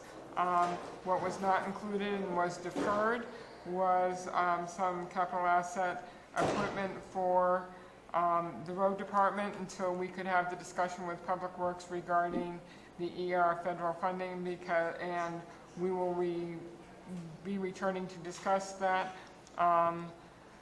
in the next month or so, and then if necessary, we'll include those at final budget. Also, the board had some question regarding Health and Human Services vehicles. They were included as those questions were answered during the budget hearing. So the items that are before you, the one note I want to make is that there is 2 expeditions in here for the sheriff's office. I believe they just learned last night that there will be a slight shortfall, so they will return to the board for the additional appropriation of about a little over $5,000, so that they can move forward with the purchase of the vehicles. But I request that, since we don't have all that information and the resolutions are prepared, that we go ahead with adoption of the fixed asset resolution. So could that request come forward at the next meeting? It will probably be either the 26th of We don't have to wait till September, I guess, is the bottom line. No, because of their need to get those patrol cars. Okay. We can do that on the 12th? I believe they will be, I'm getting from the sheriff's office the 26th. Okay. All right. Public comments, please.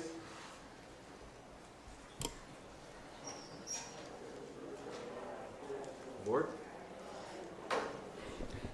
In speaking with a department head who's going to get a couple vehicles in this budget, some of these vehicles that we're authorizing are really not going to be used to any great mileage every year.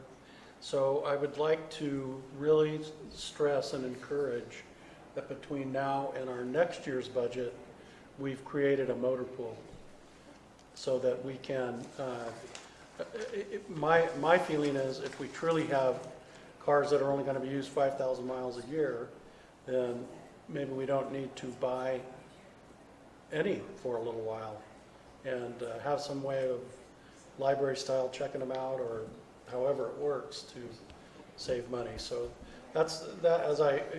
I vote to approve this when it comes up, but my wish list for next year is just that. Okay. Is that a motion? Go ahead. Any other comments? No comments. I got a couple of comments. I would like to look at this again.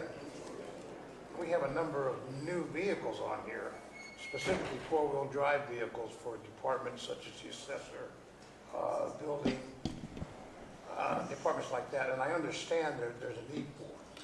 Mm-hmm. And I think that going to what they, for want of a better term, a fleet system, if you will, or a motor pool system, we can utilize some of those multi-purpose vehicles more efficiently cost-wise, instead of buying new vehicles.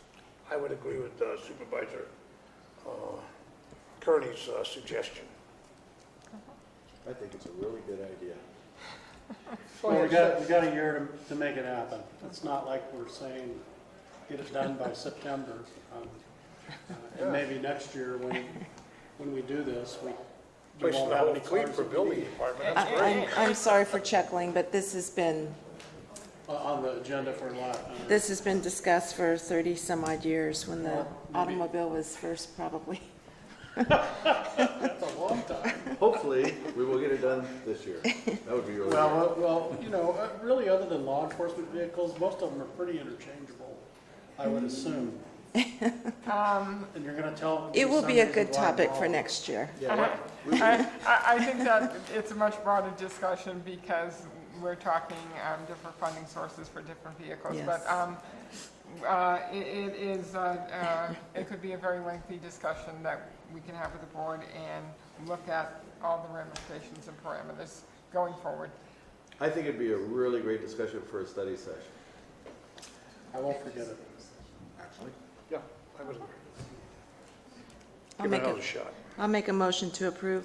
I second the motion. Motion by Supervisor Ponte, second by Supervisor Kearney. Kearney. All in favor? Aye. Aye. Opposed? Item 9 is adopt a resolution authorizing changes to the position control list for fiscal year 2016-17 recommended budget effective July 9th, 2016. Judy Hawkins, Human Resources and Risk Director. I am bringing before you a resolution authorizing the changes to the position control list for fiscal year 2016 and 17. As discussed in the June 14th and 15th budget hearings, we have numerous recommended personnel actions, which include new positions, reclassifications, transfers, and deletions. And the proposed resolution will accurately record and report all personnel actions taken during those hearings. Also included are the job descriptions that go along with them.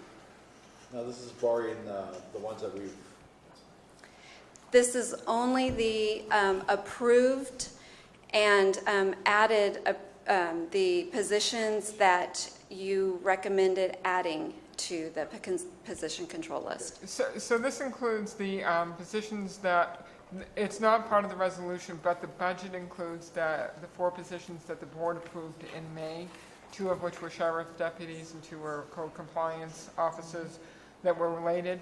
These are not on the resolutions because they've already been approved by the board as allocated position and are funded in the 16-17 budget. These are based on department request, additional needed positions for the medical marijuana, plus the whole slew that we went through with the background. Then the board added a correctional technician for the sheriff's office. The board added a .75 office technician for the district attorney's office. And help me, Judy, there was one more. And then we had the library, the .45 library branch assistant. Library assistant that the board added during hearings, so those are also included. So all of these were included in recommended budget, plus the 3 that the board directed staff to add as part of the budget hearings. Okay. Question? Go ahead, excuse me, Dave. So Judy, a couple things. So I see all the job descriptions and the red lines, and so I'm assuming that's bringing them up to today's standard and making sure they meet all the HR rules, regulations, et cetera. Exactly. We worked with the department heads to bring the job descriptions up to date. Okay. And then I see the start date of July 9th. Is that because of a payroll Yes. period or? Yes, it is. It's the beginning of the next pay period. Okay. So these jobs that we're approving on this position become effective on the 9th? Yes. That's correct. Not on the 1st? Right, because Okay. it's much easier for payroll, it's much easier for HR because they have to schedule the orientation. Sure. And realistically, those positions being filled on July 1st would be pretty good because we really can't recruit for them until the board approves them. Right. Okay, thank you. Okay, I have another wish list. Okay. all the jobs, and including the capital assets that are evolving out of this medical marijuana fee that we're taking in, can we somehow list those on a separately, or at least have it's very convoluted there. If I were to go look at that quickly, I would not get it, Judy. And I think the public needs to know somehow what is coming out of this. Because I realize if this fee purchases a vehicle, well, then it pays for the vehicle. But if it provides positions, then it also has something to do with where we go from here. Supervisor Kearney, if you look at the resolution, it says new positions, then the next category is new MCCRP positions, medical cannabis cultivation registration program requirements, and it lists the ones that are being approved on this resolution for that, which is the ag biologist, the environmental health technician, and the sheriff's sergeant position. Again, reminding you that 4 positions had been already approved and allocated in May, and those were 2 sheriff deputy positions and 2 code enforcement officer positions, so they would not be on this resolution. I know, and I'm well aware of that. What I'm asking is some kind of an accounting of what has come out of this that can be easily accessed. Yes. So what the CAO and I have been talking about is establishing basically 2 project codes for cannabis. One would be related to the registration and inspection activities, and one would be related to enforcement. So the one we would be able to tie the fee to, and the other one, and so we could ensure that the fee is covering the costs, or if it's not covering the costs, or if it's more than covering the costs. We don't think so, but so we'll be able to tie that there. And on the enforcement activities, because the fee is not covering the enforcement activities, it's a tool that the Board of Supervisors and the public can use so that you know what the true cost of enforcement at this point is, and we can use that from a trend analysis going forward. So I am working with the CAO to get that those 2 project accounts set up, and then we'll be working with the departments, the respective departments that would be involved in this, so that they can appropriately charge their time, and we can also ensure that any vehicles or supplies or service costs are also tied to those projects. And if you would, in my budget memo, I did a section that clearly outlined everything that was going to be funded, which was a little over $1 million, with the proposed registration fees. And as Rebecca mentioned, that we are in the process, we have set up a separate budget unit. We have a designated fund where all that money is going into. So as departments use those monies, they can draw against that, whether it's for services and supplies. Also, what we'll be finding out in the next month or 2, are there additional positions that we're going to need? Are we sufficiently staffed? Do we have sufficient equipment? And if that's not the case, we'll be coming back to the board to look at appropriating money for additional positions. We were erring on the caution side as far as positions, vehicles, equipment, because we really didn't know what this program was going to look like and how much those registration monies would bring in. We didn't know, we still are not entirely sure of what it's going to take for the medical marijuana teams of code enforcement, sheriffs, what have you, to go out and do the required inspections, making sure people are complying. We do know that the planning department's being a little overwhelmed despite the extra higher positions that they had asked for. So it was the initial, what we thought initially would be required, and of course that can be expanded, and it will be closely tracked for a multitude of reasons. I'm good with all that, and I thank you for explaining it, and I do know that that was all presented. What I'm asking is, I have constituents already who are saying, well, what did this do? Or maybe even if it were to go other avenues, what are we talking about in positions and expenditures? So what I'm asking is, in the future, and it sounds like you're already working on it, 2 to 3 weeks down the road here, whenever you've got it fixed, I could call your office and say, can you give me a reporting of all the positions and capital assets and revenue, actually, it sounds like, we would know that too, maybe. So that when people are asking me, I'm not scratching my head looking for the answer. Okay, that was my question. And I don't know if that has to be a very complicated report.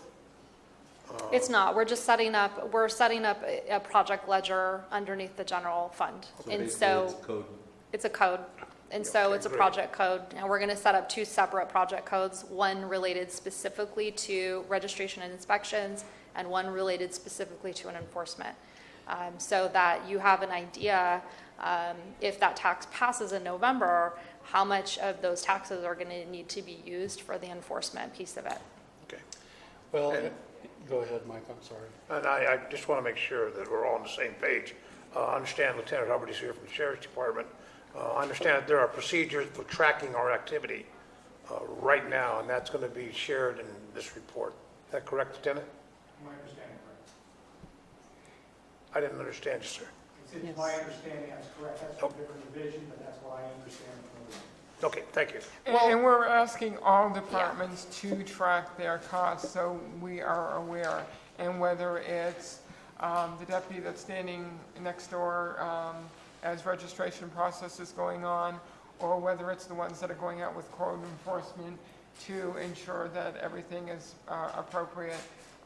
We are working with departments to ensure that all that time is tracked and charged appropriately.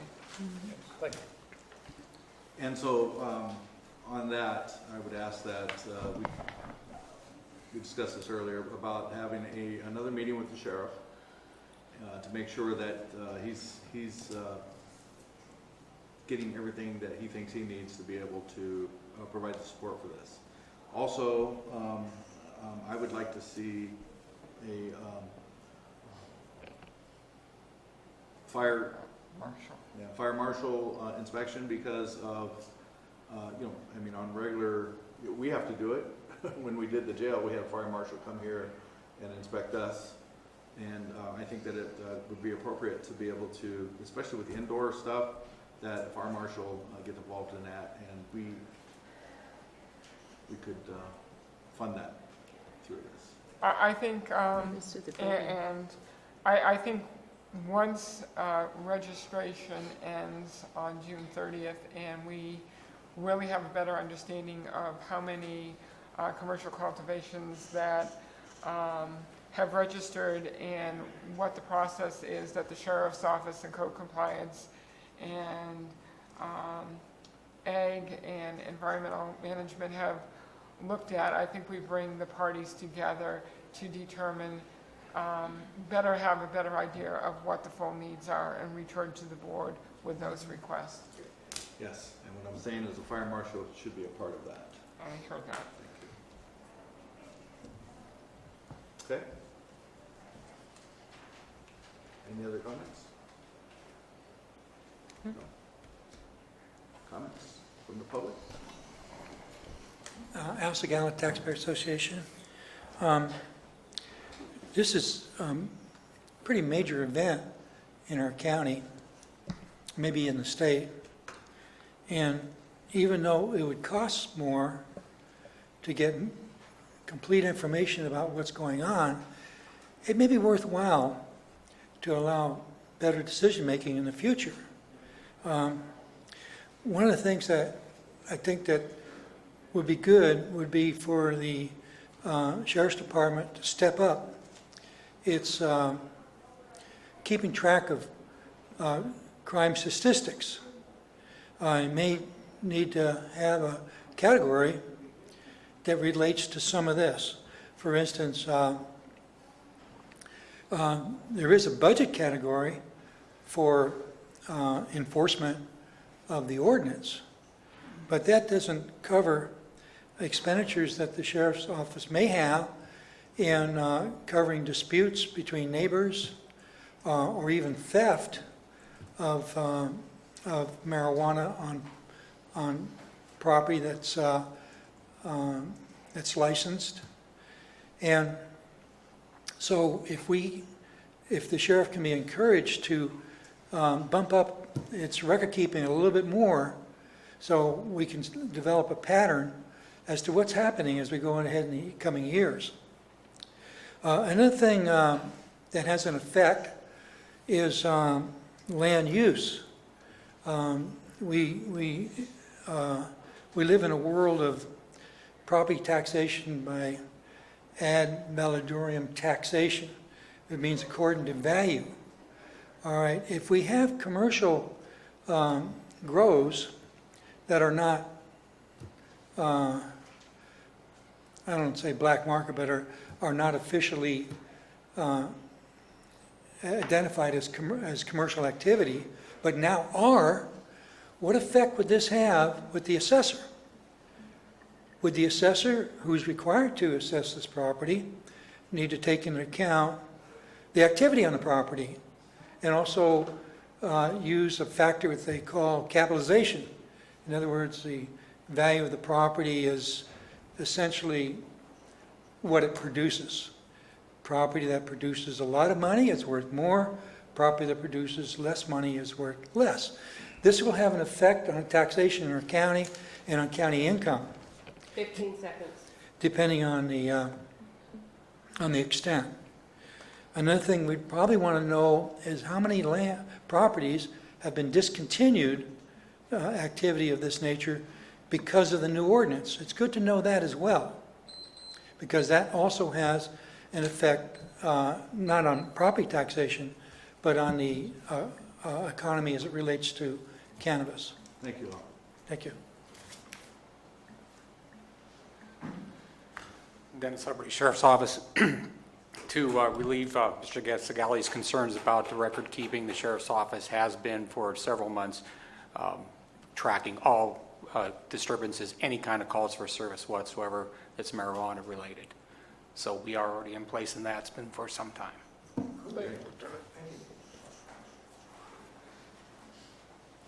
Vicki Ranke, Angels Camp. I just wanted to thank you, Steve, for asking for accounting on the marijuana issue. As I was looking at these numbers today, I couldn't decipher what was going to come under that. I know at the last meeting when you talked about the different budget categories that it was there, but not in this so simple. So I appreciate that, because I think that's going to be important that the citizens understand what this looks like. And again, I will repeat myself that this is why a lot of the people in the public are disgusted with this whole process. And it just seems like we don't really know what we're doing, but we're going to make sure that this all happens. And we're going to let it happen. I don't know, I'm assuming this is a current picture. This is a picture of a marijuana grow. The plants are pretty big. And so I'm assuming that this is already happening out there. We're already letting them grow.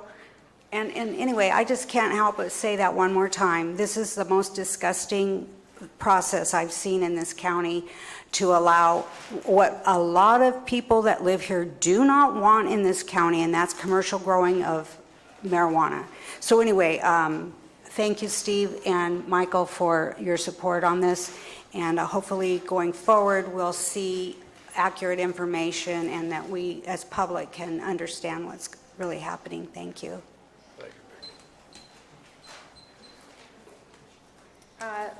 Leslie's not here to speak to this, but we did talk about what the impact on the property taxes would be. Because this registration doesn't run with the property, it runs with the person who could be leasing the property. She looks at it more like if you were gonna do a temporary garden. It's not like if you were planting vines or if you were planting an orchard, which would actually be tied to the land Okay, so she doesn't believe, as far as what she's communicated to us, that this is going to have an impact on the value of the property. The only caveat would be if there was a permanent structure that was being built on the property that was involved in this. If you were going to build a permanent structure like a large greenhouse or a set of greenhouses that were going to be a permanent structure, certain types of grading, things that would be actually changing the property itself, then that would have an impact on the value of the property. But the grow or the amount of money that's actually made on the property is not going to have a direct correlation with the value of the property taxes.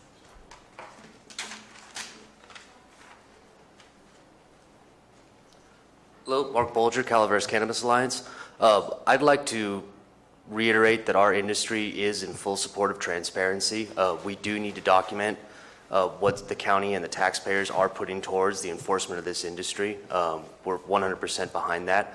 I would like to thank the auditor controller and the treasurer. She made my job easy here. I think that under a temporary ordinance where registration follows the applicant and not the property, it's impossible to assess that value, at least in my mind. You know, if I was to die in a car crash, my farm pretty much lays fallow until a permanent ordinance comes along where that transferal of the licensure could pass with the property. At that point, I think everyone in this industry that's involved would love to see their property value go up. If we decide we wanted to sell our businesses, you know, that would be reflected in the price of the sale. To comment on Ms. Renke's observation, I understand that this is a contentious issue and there are folks that aren't necessarily thrilled with how the county is going about it. I would like to say that if we did not have this program as of right now, all these grows, the majority of them would be here and the county would be getting no funding at all. The sheriff's department wouldn't have the ability to go out. It'd be just like last year and the year before, where there was neighbor complaints piling up and there was nothing that could be done about it.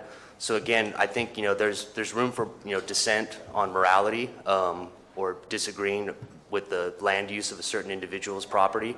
But we have to remain cognizant of the fact that these funds are needed to address the issues that many of the neighbors have. Thank you. I just want to make sure my comments are understood, that we're creating quite a,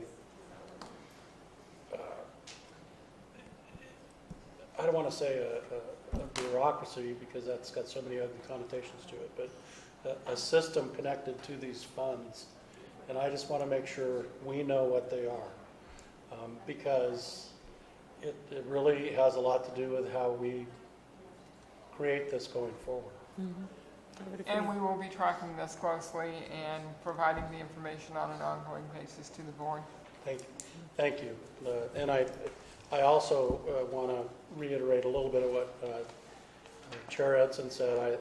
I think there is an incredible sense of urgency to I don't want to tell the sheriff how to do his job, but at least to be in concert with what his needs are to enforce this. And it's not just from people who dislike marijuana, it's also the growers who are trying to become legit, or they're concerned for their own liabilities and safeties as this goes forward. So, so there's a whole, the sheriff's needs to really have an updated response to what their needs are to keep this safe. And we'll be meeting with them. May I? Thank you. I'm Peter Race from General. I presume you're still on Agenda 9 item. I hope. Yep.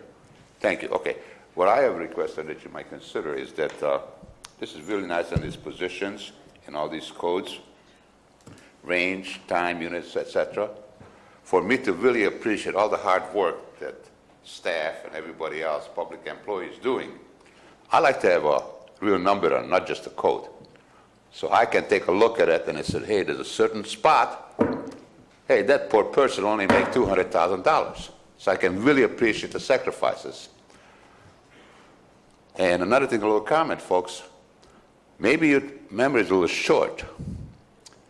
But when money was disappropriated wrong way, they had to come to you to approve a falsity because neither the controller or anybody else signed it. Remember? Maybe it was supposed to have been a loan instead of a grant, and everybody kind of misadministered it. So somebody had to change the whole political position, which was false, change a loan to a grant, so you covered somebody's butt on it. And that was a lie. Health and Human Services, folks, maybe sometime refresh your memory. The controller had enough brains not to sign it. You guys didn't. Thank you. The cost of all these positions were discussed during the budget hearings, and there were costs assigned to each and every one of those positions. The resolution requires certain information to be included, and that is what you have included on the resolution. But those costs were clearly identified for the board at the budget hearings and for the public. Any other public comments? Board? Make a motion to approve. Okay, I have a motion by Supervisor Ponte, I second the motion. second by Supervisor Kearney. All in favor? Aye. Okay. Number 10, adopt a resolution approving fiscal year 2016-17 recommended budget for the Air Pollution Control District. And as part of budget hearings, the Air Pollution Control District budget was submitted for the board's review and comment. Total appropriations are $544,596. Okay. Any public comments? Board comments? Make a motion to approve. Okay, I have a motion by Supervisor Ponte, I'll second. second by Supervisor Olvera. All in favor? Aye. Opposed? Thanks, Jason. Item 11 is to adopt a resolution approving fiscal year 2016-17 recommended budget for the In-Home Supportive Services Public Authority. This also was discussed as part of the budget hearings, and the total appropriations are $510,470. Any public comments? Board comments? I just have a question more of technicality. Because the IHSS has their own board, will this at some point come before that board, or is the Board of Supervisors the total? You are the board, and if you look at the top of that's it, right. it says That's Air right. Pollution Control and Home Supportive Services, so you're doing all at once. Thank you. I'd forgotten that. Thank you. I'll make a motion to approve. Okay. Second motion. I have a motion by Supervisor Ponte, second by Supervisor Kearney. All in favor? Aye. Aye. Item 12 is from the Auditor Controller to approve a resolution and contract for the collection of taxes and administrative costs for properties in the incorporated City of Angels participating in the PACE program under Y Green. Okay, so the City of Angels saw last year that we had on our agenda an item to talk about the PACE program, and so they decided to put an item on their agenda, and they just passed it. So unbeknownst to them, that we didn't have an item on our agenda to do anything but talk about it. So I spoke to Mike McHatton last year, and he said, we thought that you guys were passing it, so we went ahead and passed it. So they passed it. We brought it back forth earlier this year, I think, and we did not pass it, but the city did. So they are going forth with the PACE program. So at this point, what I'm bringing before you is the availability for the county to recoup costs associated with the collection of the PACE participants in the incorporated area of the county, City of Angels. If you choose not to pass it, it does not mean that the City of Angels does not get to participate in the PACE program. They still will. They will still give us the information to put on the tax bill. We just won't get any costs recouped. Okay. Any public comments? Board? I move to approve. Okay, I have a I'll second. Motion by Supervisor Kearney, second by Supervisor Ponte. All in favor? Aye. Aye. Opposed? No. Okay, thank you. So it's 5, It's or 3-1. 4 and 1. 311. 3-1-1, sorry, yeah. 3-1-1. Item 13 is from the Public Works Department to approve the Department of Public Works recommendation to suspend 2 bridge projects in the capital improvement program. Sorry.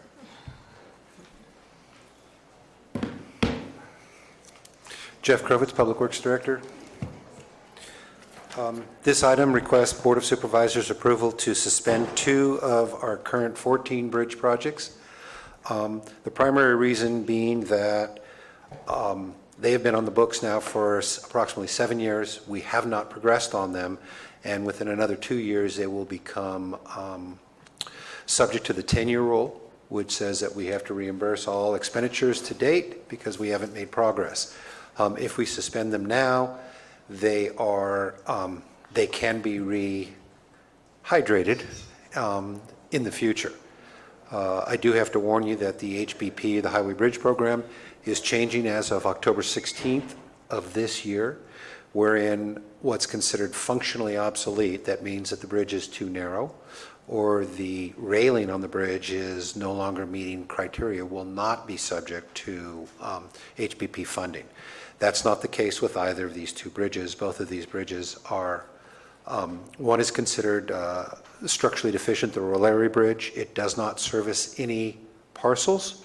It was severed by the Highway 4 bypass, where Rolary Road now ends off of Murphy's Grade Road and then is severed and then restarts again for about 1 block.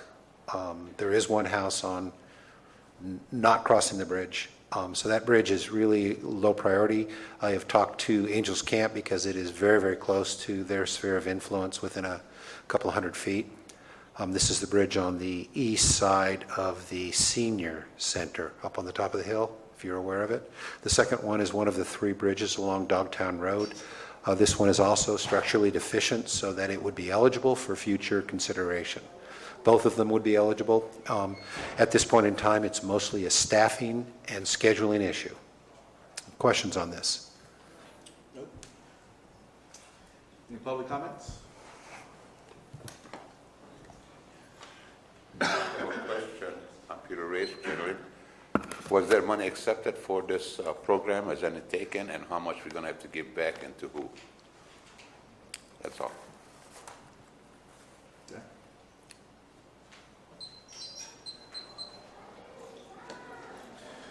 To answer Mr. Reyes' question, no monies have been expended on these programs to date. We have not put them under any design contracts yet. And so looking at our current workload with the other bridges, the other 13 or 14 bridges, with the other capital projects that we've got, we determined that it was not worth trying to catch up and move these bridges forward. We feel it would be better off for us to execute the current ones we have under design. And we did receive, by the way, the approval for the E76, which is the construction support expenditures for the Railroad Flat Bridge. We will be bringing these contracts to you scheduled at the end of August. Okay. Did you receive any grants or anything? Not on these yet. It does say on this, deobligating the projects may require us to return federal funds, but you're saying we accepted no federal funds? Not yet. Okay, so that was just word service. Precautionary. All right. Any other public comments? Board comments? You have a motion, please? Move to approve suspending these 2 projects. All right, so I have a motion by Supervisor Kearney, I'll second. second by Supervisor Ponte. All in favor? Aye. Aye. And now we're going to take a 5-minute break. Thank you. So we're going to go ahead and restart the meeting here, and then we're going to go to item number 18 for the presentation from AT&T. and then we'll resume with our regular agenda. So, you're up. Is it okay to sit up here, Mrs.?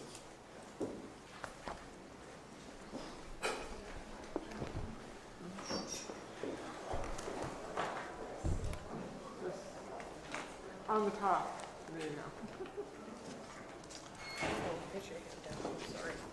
Good morning, supervisors. My name is Mark Blakeman. I'm the Vice President of External Affairs for AT&T California, based in San Francisco. I don't know if you need to state address for the record, but 430 Bush Street, San Francisco, California. I'm here today to talk about a couple of projects that are completed. One is AT&T's announcement that we have accepted CAF 2 money, and I'll explain a little bit about what that is, which will be building more infrastructure to bring broadband to more citizens in your county, and then also the steps that we're going to be taking that, because we've accepted that money, to improve our wireless cellular infrastructure in your county as well.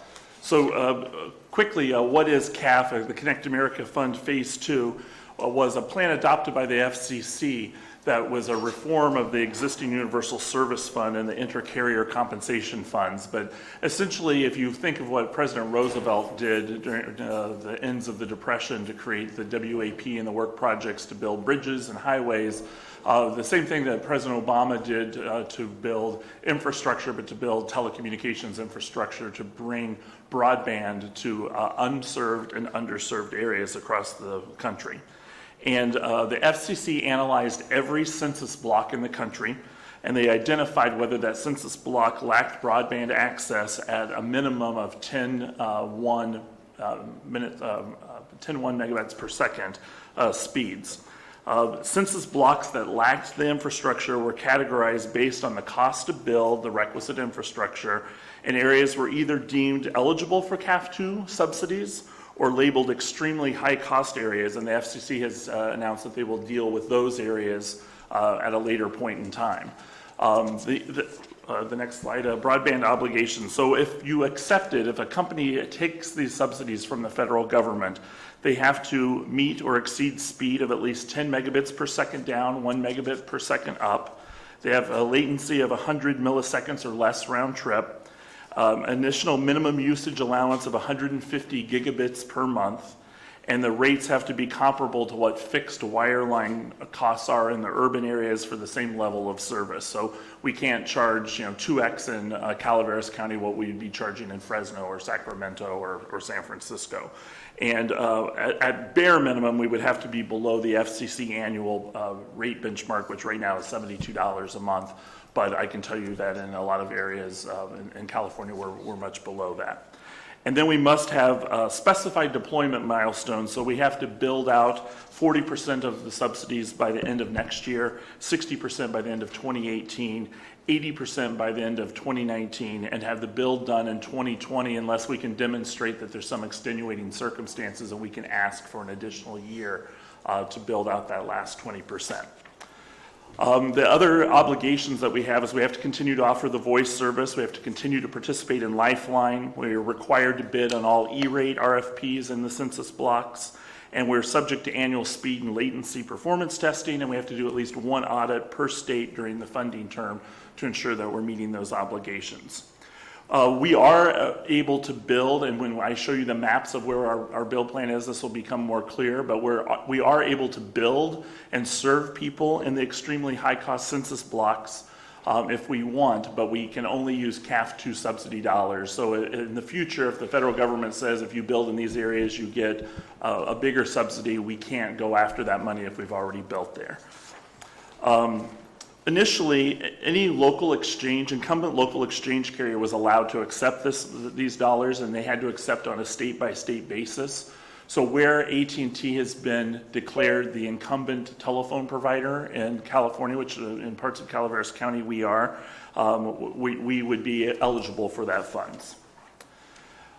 So what did we accept? And this is the first time that our company has ever taken federal subsidies, so this was a big move for us. But in August of last year, we accepted $427 million per year in CAF 2 support for each of the next 6 years. So a very considerable amount of money to build out. And we chose to build in 18 of our 21 state footprint, of which California was one. We are required to use the money that we accepted in the state that we accepted it in, and we can't take money from other states and use it here, nor can we take California money and use it in other states. And by the end of that 2020 period, we have to show that we've built to 141,500 homes and small businesses in the FCC identified census blocks. We're going to be doing that by using a technology called AT&T Fixed Wireless Internet.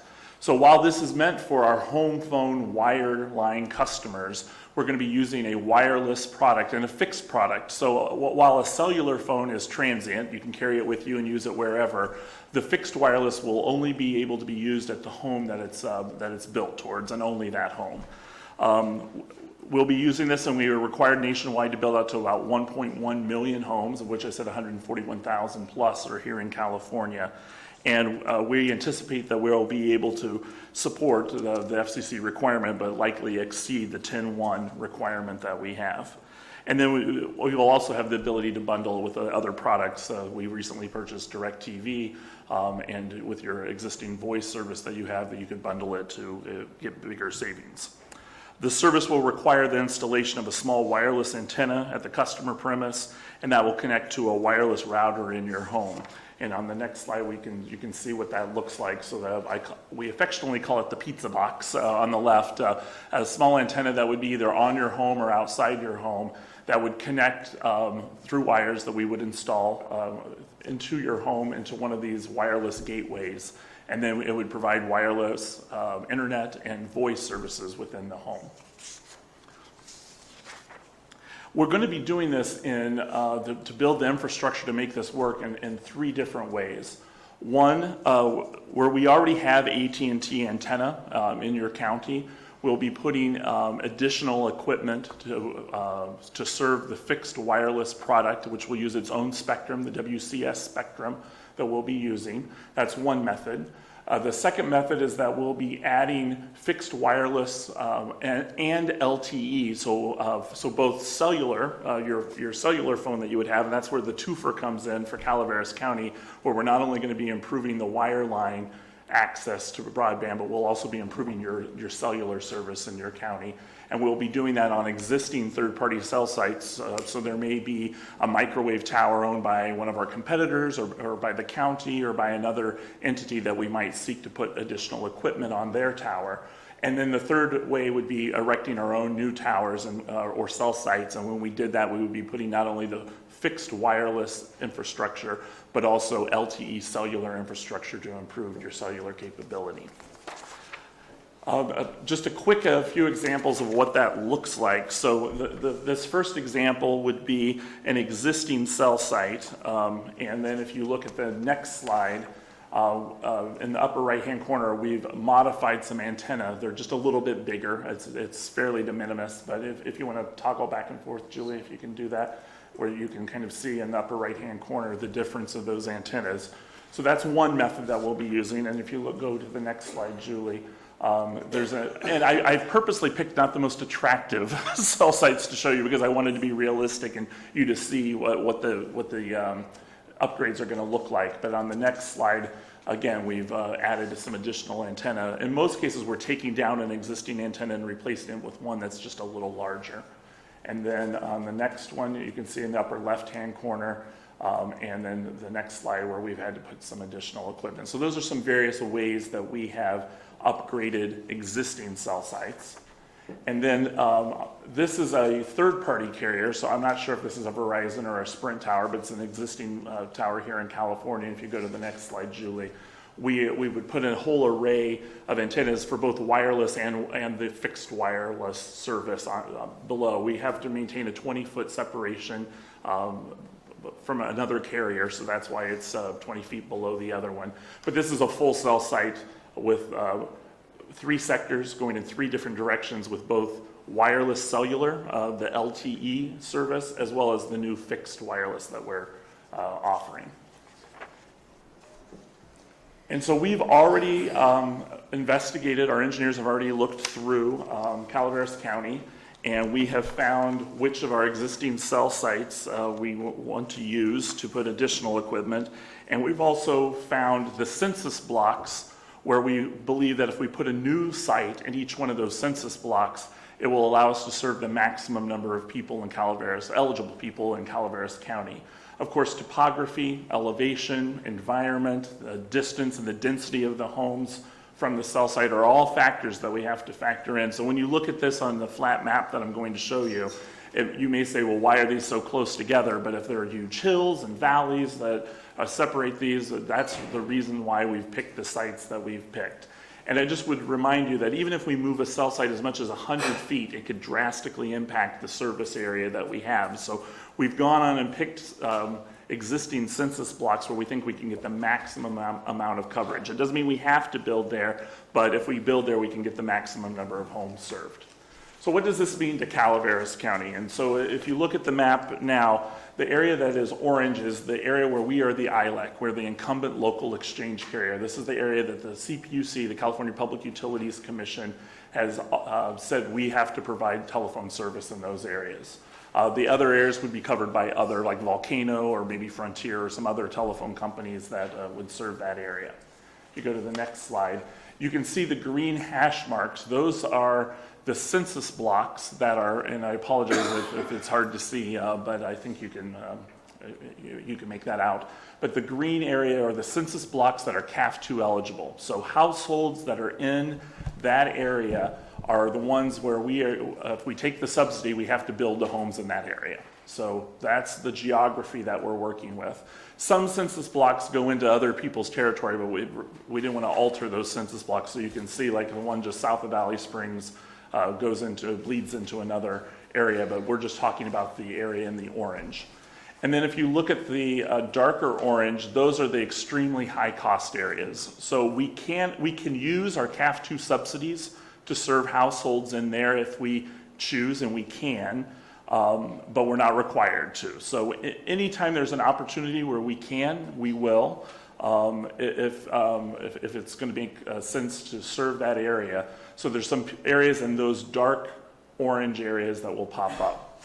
And then finally, on the final map, we've added 2 dots. So there's a blue dot just north of Copperopolis and one here in San Andreas. Those are existing cell sites where we'll have to do modifications, some of those pictures that I showed, and switching out antennas and switching out equipment to serve with the WCS spectrum.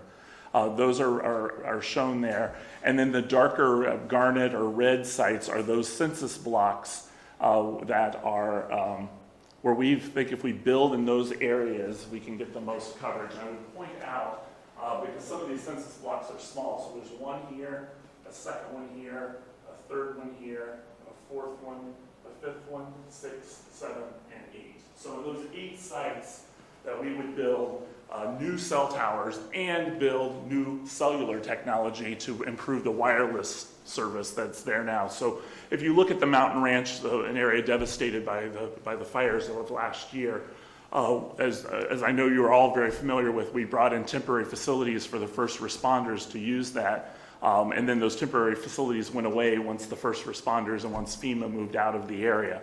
This new infrastructure bill, when we build these new sites all around Mountain Ranch, we'll be building with new cell site LTE technology in addition to this CAF2 technology.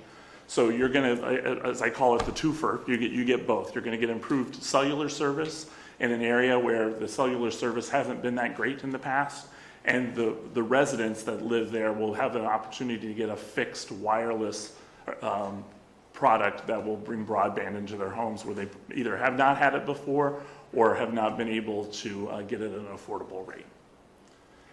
So what is our ask of you? And I come with a few. One, we would love to begin working with your staff. And I didn't mention, I'm here with Julie Tone, who is our Director of External Affairs for this area. But we would love to start setting up a meeting with your staff to begin talking about all these sites and find ways that we can quickly start building this infrastructure. So we are required to show the federal government that we've built out to 40% by the end of the next year. If we can build 50 or 60%, even better. So the faster that we can move and work with you, the more sooner we can bring this service to your people. And the second, if there, and you've already done this, so we're a little ahead of the game here in Calaveras County, but identifying county or government-owned property in any of those 8 census blocks that I showed you. Is there existing government property that perhaps we could use you as the landlord and pay you rent to use that, an existing facility or a facility that you have where we might erect a new cell site to allow us to build a new facility to serve the area. And then third, if there are no county or government-owned or city-owned or federally owned properties, can you help us in identifying willing landlords that might be willing to work with us to build a site on their property? And then finally, again, not asking for any change of your, and you do a great job of this, so we haven't had any problems in Calaveras County with our permitting, but just anything you can do to help streamline and allow us to get this built as quickly as possible and bring this service to your constituents as quickly as possible would be appreciated. So with that, I ran through that very quickly, and thank you, Supervisor Edson, for inviting us to come, and I hope that addressed some of your concerns, but I'm happy to talk and answer any questions that you might have. Can you go back to the map? Sure. The last one? That one? That one. Okay. So, largely, some of the issues in those areas is cell coverage. Yep. And my request is that you consider that. I mean, I'd love to be able to, because there's emergency services on that end of the county that we have a tough time, communicating with in many cases. And I'm talking about all the way to the left there where you're, where it's for the stretch, and in between Valley Springs and that area too. Yeah. But there are some areas that are just plain dead, and we'd like to be able to rectify that. So we're beyond the consideration of, in those 8 areas, we want to build LTE wireless for your cell phone service as well as the CAF2 infrastructure as well. So if we can get a site and get it built, it will have both and it will improve the service. 2 things I didn't mention that, or one thing that I was remiss in mentioning is our infrastructure doesn't pay attention to political boundaries. So in this instance, there is one site just north of Valley Springs, north of the of that existing dark red spot that is actually in Amador County, that is about a mile over the border, that will help serve some of that area to the north of Valley Springs. And then the second area, there's a site just over the border in Alpine County in the far northeast corner of your county that will help serve some of that area as well. So even though the sites aren't in your county, the sites will help with your coverage in your county. But absolutely, the goal here is to build out not just this fixed wireless product, but to improve your wireless coverage, and those 8 new sites will do that. I'd like to take a closer look. Sure, absolutely. It's only going to help AT&T subscribers, right? Not all cell phone? That is correct. Although I should mention that anytime we put a new site up, anytime we invest in a new site, the FCC prefers what's called co-location. So once a site exists, the FCC will requires carriers, if they're looking for new sites, to find existing sites to build on if it can serve their purposes. So once we've added this array of 8 new sites, it gives our competitors 8 new locations to potentially look at when they're looking for co-location. So they can install their equipment on your pole? Absolutely. Now, so this would come into our planning conversations with your county, because once I did mention that we need a 20-foot separation. So a lot of times it means the size of, we have to erect a new tower to do co-location. If you want 3 carriers, you need to have 20 feet in between each of the carriers, so that makes a larger tower. So there's some public policy issues that your planning department will have to make on that. But once we've built it, they can be built to add height later, or we can build it, if we know that there's another carrier that's interested, we can go in and build that jointly with them. Okay. Thank you. Yeah. Any other questions? Yeah. Do you have a timeline for completion of the project? So by federal law, it has to be completed by 2020, and those milestones have to be met, and they have to be met on a statewide basis. So we have to have 40% of the 141,000 commitment in California done by the end of the next year. Now, it doesn't have to be done in Calaveras County, but with your help, if you can help us make it done in Calaveras County, we would certainly welcome that, but it has to be done by the end of 2020. Well, let's make sure we get your card. Okay, absolutely. Oh, yeah, we have the card. Anything So, Julie responded during the Butte fire, and she was the one actually got us the cell sites up in Mountain Ranch when we asked for them. And so we've had this relationship, and but it's turned out really good apparently. And so you know, knowing that we've had all of these communications issues within our county, especially through you know, the latest catastrophe, I think Julie took the bull by the horns here, and from what I understand, we are. What position are we? Right now, this is the first presentation like this I've made, and I've kind of got blessing to do this, and if it works out well, I can go talk to other counties. So right now, you're number one. So. That's where we want to be. Right? Number one. Okay. All right. That would be great. Here first. I have a question or comments. Can you go back to the map for a minute? Sure. So I zero in on that site north of Copperopolis. Yes. The existing site, the blue dot? Yes. Okay. So that's located in Bar 20. Okay. And you go down Stallion Way to reach what I call Cell Tower City. Okay. There's probably, 15, 20 towers out there. And years ago, through an administrative use permit process, the towers were erected and they pay a small monthly fee to the road association.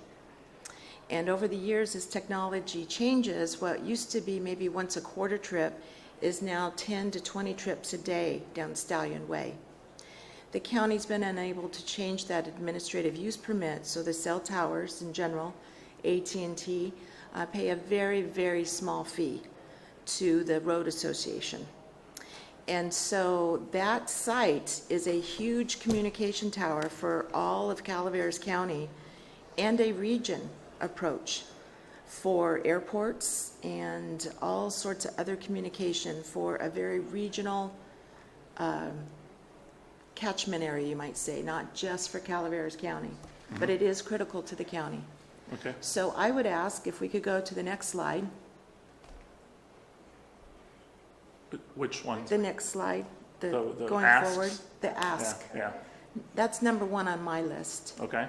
So if we're to modify anything, I think there needs to be some consideration to how we address the road to get to these towers. Because I just see more of an increase of traffic to not only the construction part of it, but the monitoring part of it. Yep. So that would be my number one on my list. Technology's great. I have the wireless service in my home. I love it. But as I look at that cell tower north of Copperopolis, it is quite an impact to the residents in Bar 20 for that constant up and down the road, because most times speed is an issue and then you get dust and so on and so forth.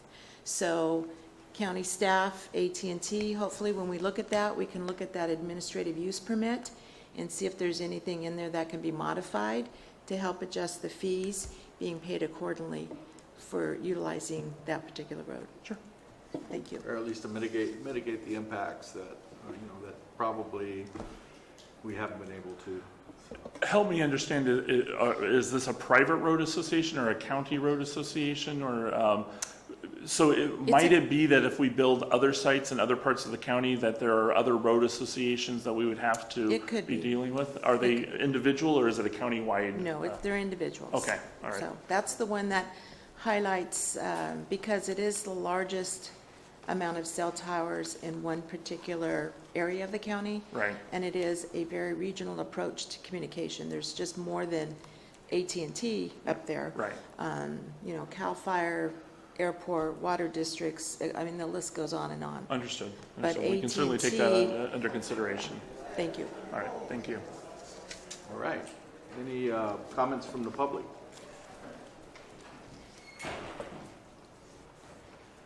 I'm Peter Reyes from Gentleman. I have a question. If my memory serves me right, don't we have an exclusive or something that's, or is it only for landline with CalTel? You approved something, it's a public service phone company. Maybe the attorney can refresh my mind, but I believe there was an exclusive signed with CalTel. But was it only for a landline? Because for one thing, I get my computer signals through CalTel, okay? Now, because it's such a small company, I mean, I love to have wireless. I get AT&T. I got not too much bitching with you guys, so that's fine. But do we have something going on there on landlines? We signed something. Maybe I'm getting too senile for a 72, folks, but we did give CalTel certain exclusives. Now, was that only for solid wires? They don't offer any wireless. I'm not familiar with the agreements in the area. Okay. But all of that's going to come out anyhow. Okay, if through it's the permit process. So. Okay. Well, okay, because I thought if you guys signed something. So through the FCC, through the CPUC, these folks here have a designated area that they have to cover in our county. That they're assigned, right? They're assigned that area. Okay. Another thing I want to mention. This is only within their area for the first one. Fine. Okay. And I read it. Anyway, let me drop it. If it's totally wrong, I apologize wasting your time. I do not know, I'm not familiar with any kind of exclusive Okay. agreement that you'd be referencing, but certainly we would look into that Okay. and see Because that's why anyway. where the confusion is. Another thing is right now I'm experiencing with a little bit of discussion with Verizon that you might be interested in. And as far as the road goes, I got the paperwork agreed that they will guarantee any road, because there's going to be some heavy-duty construction. We will worry about it. Made a deal. They will guarantee that, fix it, and they will contribute to our road committee. And there's some other side issues, but let's not go into that right now. 30 seconds. But because maybe you guys can get together, it would be cheaper for everybody. So before you leave, I'll give you my card. But there's something going on with Verizon, and it's down by the west side of county, dear gentlemen. Thank you. Thank you.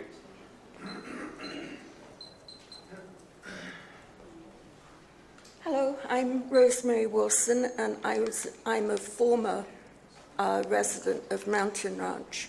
I actually was out of the country when the Butte Fire came in, but what had been a niggly inconvenience or problem for residents of Mountain Ranch became an extraordinarily difficult situation with no cell service, difficulty for the county and other services trying to work on the fire, in addition to those people in Mountain Ranch who were without any form of communication for a long time. I'm now up in Arnold, and I have to say, when I was using my cell phone, I had to go down to Murphy's or just past Forest Meadows to get a signal, so that wasn't the best for me either. But whatever can be done to improve the situation with regard to cell phone and indeed broadband would be a welcome thing for me and I think other members of the community. Thank you. Any other public comments?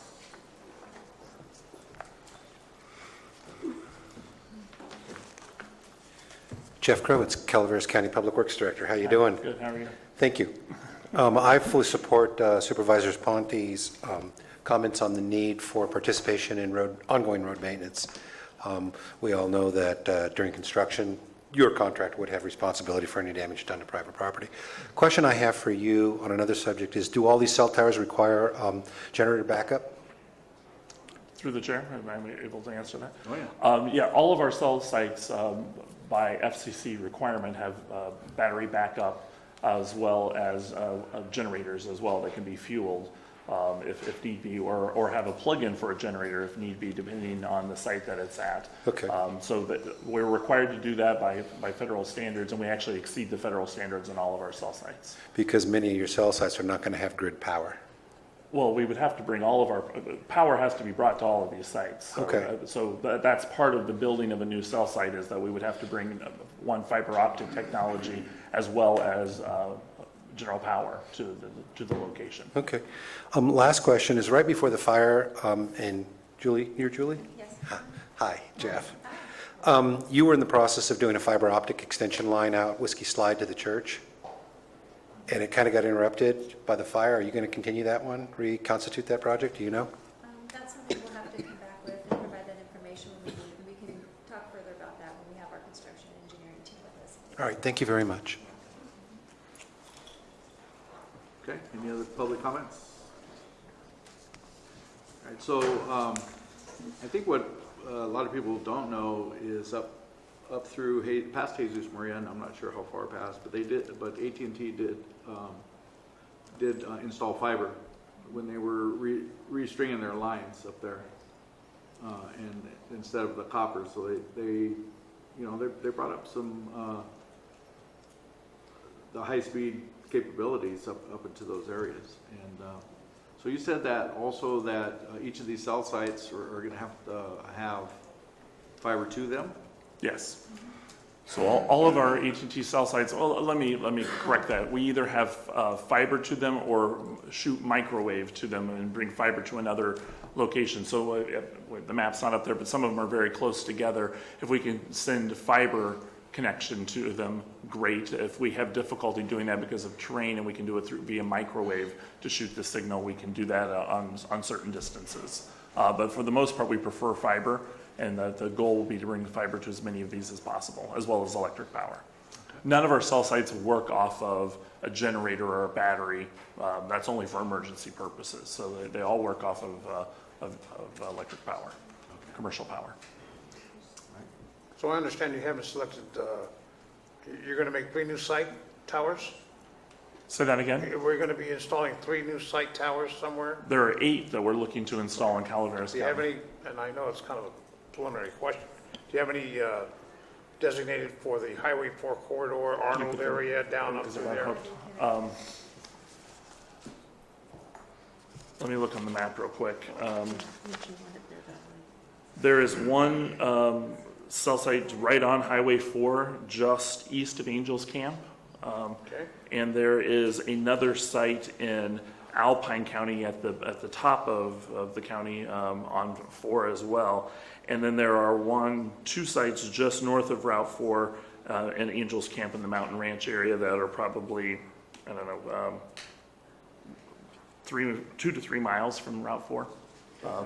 But again, along Route 4, there aren't a lot of coverage areas that we have CAF 2 eligible areas in. So that's part of the issue, is that there aren't eligible areas there because they're either extremely high cost, or there's already enough competition as the FCC deemed it. We had nothing to do with picking which census blocks. This is all done by the federal government. But if you look at the map, there is, and I can show it to you after the meeting, or that there's very little right on Route 4 until you get to the very top of the county by Alpine.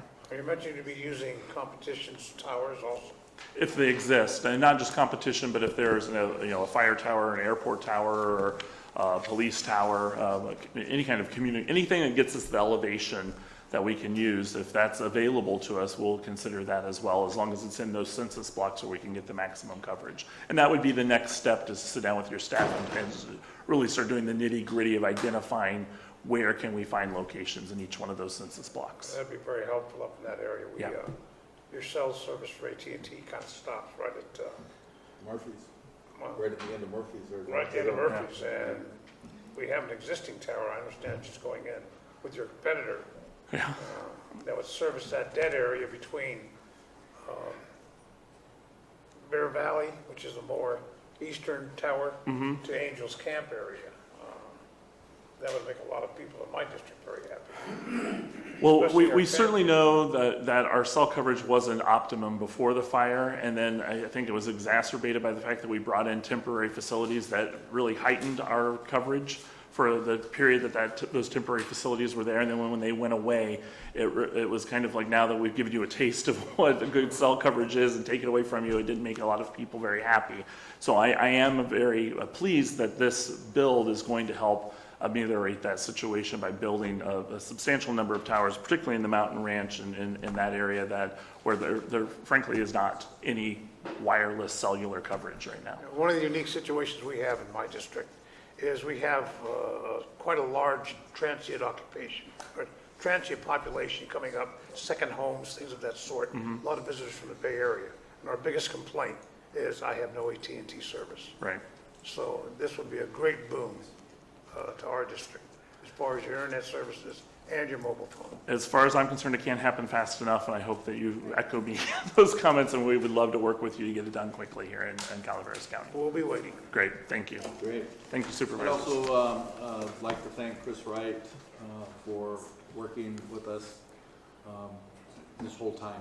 You know, ever since the cell sites were up in Mountain Ranch. So we really appreciate you guys thinking of us when this opportunity came along, and look forward to working with you.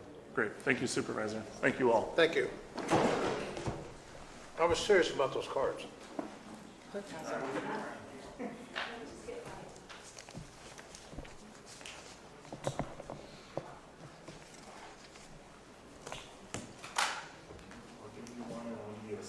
you. Thank you. Thanks so much.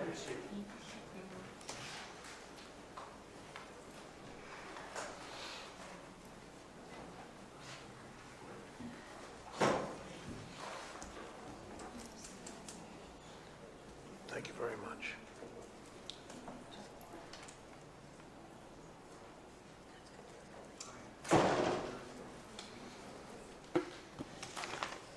Okay, so, moving along. Okay. Thank you, John. So the next item is from the Administrative Office to approve payment to the California Conservation Corps, or CCC, in the amount not to exceed $346,667.48 in labor, material, and supply costs for critical services provided to the Butte Fire Burn area. Hi, Mary Rose Rutikanga with the Administrative Office. Before you is an invoice seeking payment from the California Conservation Corps for labor, supply, and materials provided to the county during the Butte fire.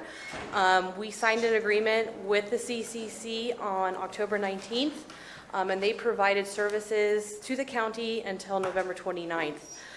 The invoice before you is the total cost, and we're recommending that we make payment in an amount not to exceed the $346,000 invoice.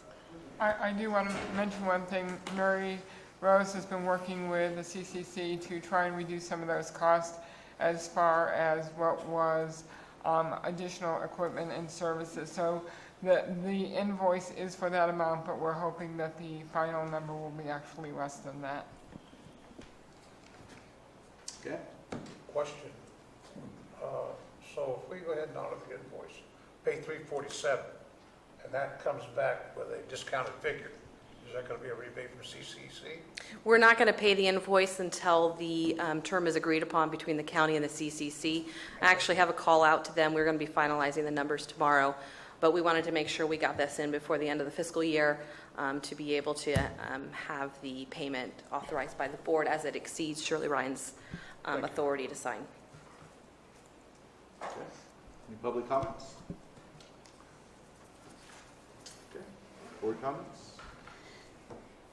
I just want clarification. So it's been determined more or less that this is not a FEMA or Cal OES reimbursement item because it was... Partially. Okay. And it's attributable to certain days in which the CCC worked on raining days and what project work they actually did.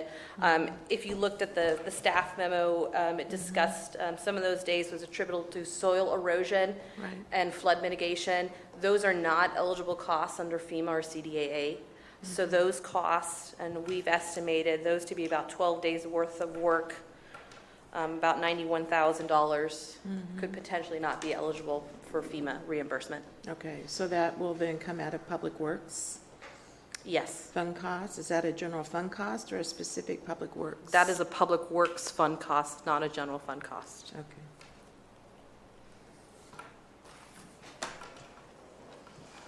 Thank you. Well, it would cost us one way or another. So if they didn't do the erosion control, and I think I know where they were, there may not be a mountain ranch right now. Right. So that erosion control is not part of the Butte fire costs. You know what's funny about that is that when the fire was burning, that's Butte fire costs, and when it stopped burning, it became something else. And so, you know, the erosion control and whatever happens after that is something totally different. And basically, when we did the agreement with CCC, it was because of the request of needed help to, under the emergency protective measures, which was cleaning culverts, culvert inlet protection, and outlet stabilization. But the resources were also used filling sandbags, erosion control, and that was not covered under the emergency protective measures. And it's labor and their housing and things along that line. It's So not housing, Debbie. We Okay. came before you, I believe back in November or December, to ask for payment to Lodestar up in Wilseyville for housing of the CCC crews. So that was a separate cost. This is for the labor, materials, and supplies for them. Has Lodestar been paid, do you know? Yes, Lodestar was paid back in, I believe, November or December. Okay. There was a delay in first for CCC getting us the invoices, and there were 3 separate crews that were out here working. Okay. Can I have a motion by the board, Oh, please? public comment? Did you? I'll make a motion to approve. So I have a motion by Supervisor Ponte, I'll second. second by Supervisor Olivera. All in favor? Aye. Opposed? Item 15 is from the Administrative Office, the appointment of applicants to serve on various committees, commissions, advisory boards, and county service areas. We have 2 appointments for consideration. One is an application for the Commission on Aging. It's for a representative of District 3. The other is for the Central Sierra Economic Development District, and it is a member-at-large position. Brian Tewksbury has applied for both of those positions. Okay. Public comments? Board comments? I have a comment, Chair. I'm personally familiar with Brian. Brian is a member of this community, a very professional member. Not only is he a member of this community, I consider him a friend. And I think we'd be an asset to both of these committees. All right, so I have a motion. Have a motion? Oh. Let Mike do it. I move So to Mike, appoint Brian to both committees. all right, so we have a motion by Supervisor Olivera, second by Supervisor Kearney. Sure, I'll second the motion. And all in favor? Aye. Opposed? The next item is from the Planning Department to consider Calaveras County Water District's request for a fee waiver for zoning amendment application for APN 048-003-190. Public benefit finding is required. Good afternoon, Peter Maurer, Planning Director. This is a request filed by CCWD. They're disposing of some excess property, and in order to sell one for a potential residential building site, they need to rezone it from M1 zoning to, they're requesting it to go to A1, General Agriculture. They have not submitted an application yet. This is simply a request for a fee waiver. Fees, the total cost for the fees, including public works, planning, environmental health, and on-site sewage is $54.66. It's not a huge amount when it looks, at our entire budget, but any money that is waived just means that comes out of the general fund. In this case, I think that the district has the ability to, they're making money from this by selling the property, so there's revenue to the district where the county would end up doing the work for free. So I don't have a big issue with this, but I'm not recommending approval of the fee waiver at this point in time. I'm not sure what the public benefit would be to the county in waiving the fee at this time. There was some history, I think, in the letter that we received from the district that talked about some confusion in the past about how the property was zoned originally to M1. There was no notice. It appears this was done at some point in time in the past when a general rezoning was done based on state law. When there's over 1,000 parcels that are rezoned, a general notice in the paper suffices rather than individual notice. So I don't believe that individual notice to the district was required when it was zoned back, I think probably with the prior general plan adoption and countywide rezoning that was done. So my recommendation at this point in time is we do not waive the fee. Any questions? It's how much? $5,466. So it's my understanding that the zoning is correct? The zoning is correct, yes. And what is it zoned at? It's zoned M1, light M1? industrial, yeah. But they want to take it to. They want to go to A1 for either agricultural or residential use. So they're selling this piece of property off? Their intent is to sell it, yes.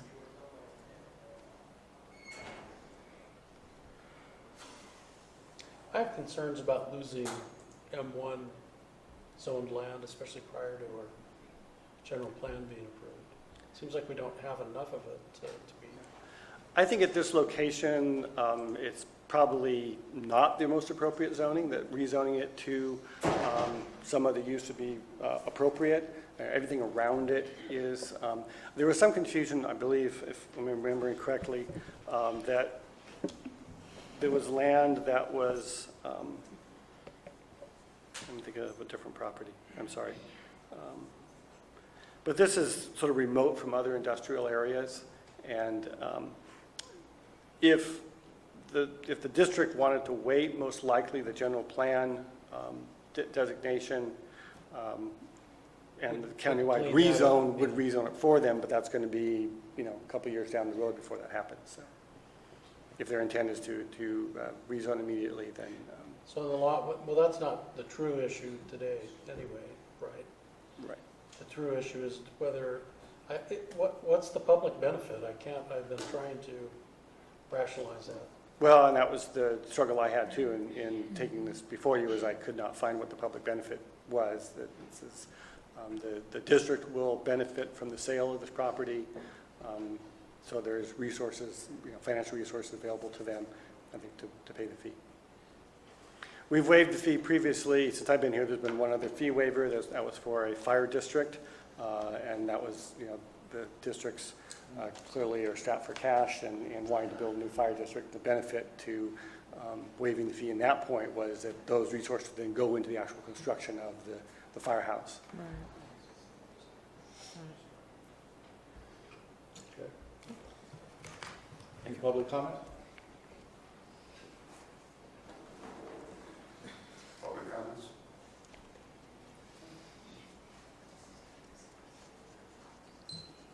I'm Peter Race from General. I'm a CCWD customer and a taxpayer in this county.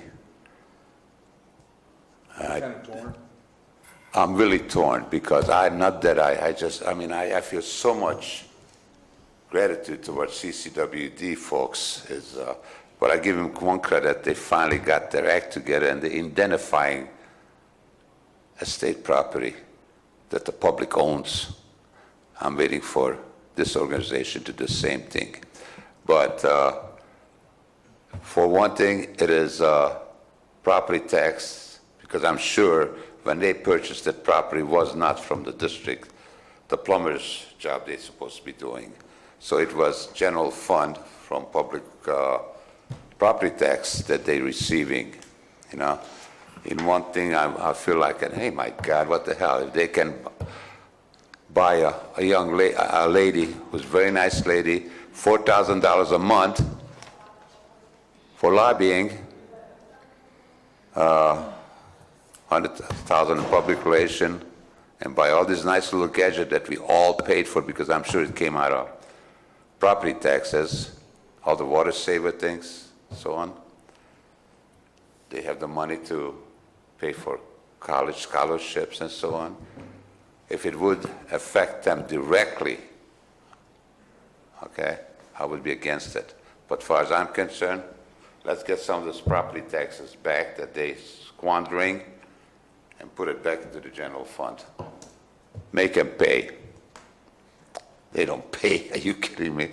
They just benefit. They don't know the meaning of public service and paying the public back. But that's just a humble little opinion, folks. Any other public comment? Okay, bring back the board.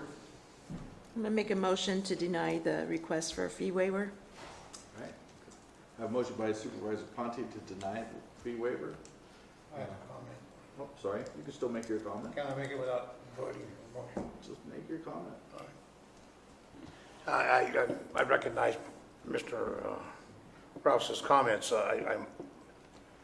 I must say that I have worked with CCWD on some projects at White Pines Lake, and they have made some concessions. I just want that known to the public too, that they're not all take.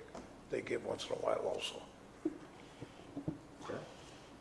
So I have a motion by Supervisor Ponte to deny. Do I have a second? Second. I have a second by Supervisor Kearney. All in favor? Aye. Aye. Opposed? Thank you.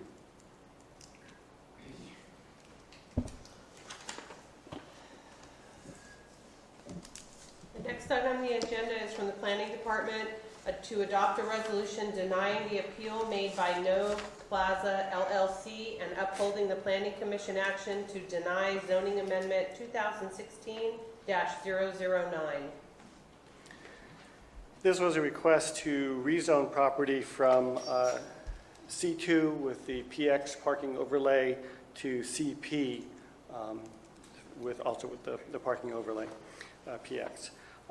This is an existing, located on the corner of Nove Way and Highway 26, part of the Nove Plaza. It's a standalone property. There is an existing vacant building, used to be a bank. It's been closed for several years, I understand. And the property owner wishes to rezone it to C2. The Planning Commission's denial was based on board statement that was made. It's not a formal policy, but a statement that was made at a prior meeting that you did not want to see any new dispensaries or zone changes for dispensaries to be permitted until we've worked out the details of all of the cannabis-related issues. So as you can see in the recommended motion, as well as the Planning Commission's resolution, the basis of their denial was on the board's essentially policy of not rezoning any new properties until we have a better understanding of how all the issues are going to work out. This site would otherwise qualify for a dispensary. There are no, what's the word I'm looking for? Locational Sensitive restrictions on the site based on the distance requirements for schools and other youth-oriented services. But that was not what was really before the Planning Commission. There was only a rezone. There was no dispensary application.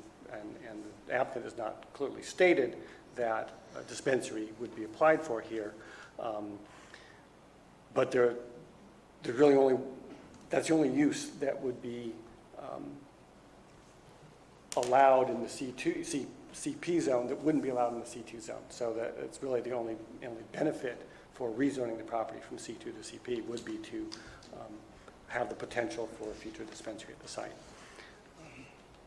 So with that, we're recommending that you deny the appeal, thereby upholding the Planning Commission's action to deny the zone change request. Do you have any questions? Questions from the board? No? Public comments? I think the applicant representing No Plaza is here. Public hearing. Okay. Sir? My turn.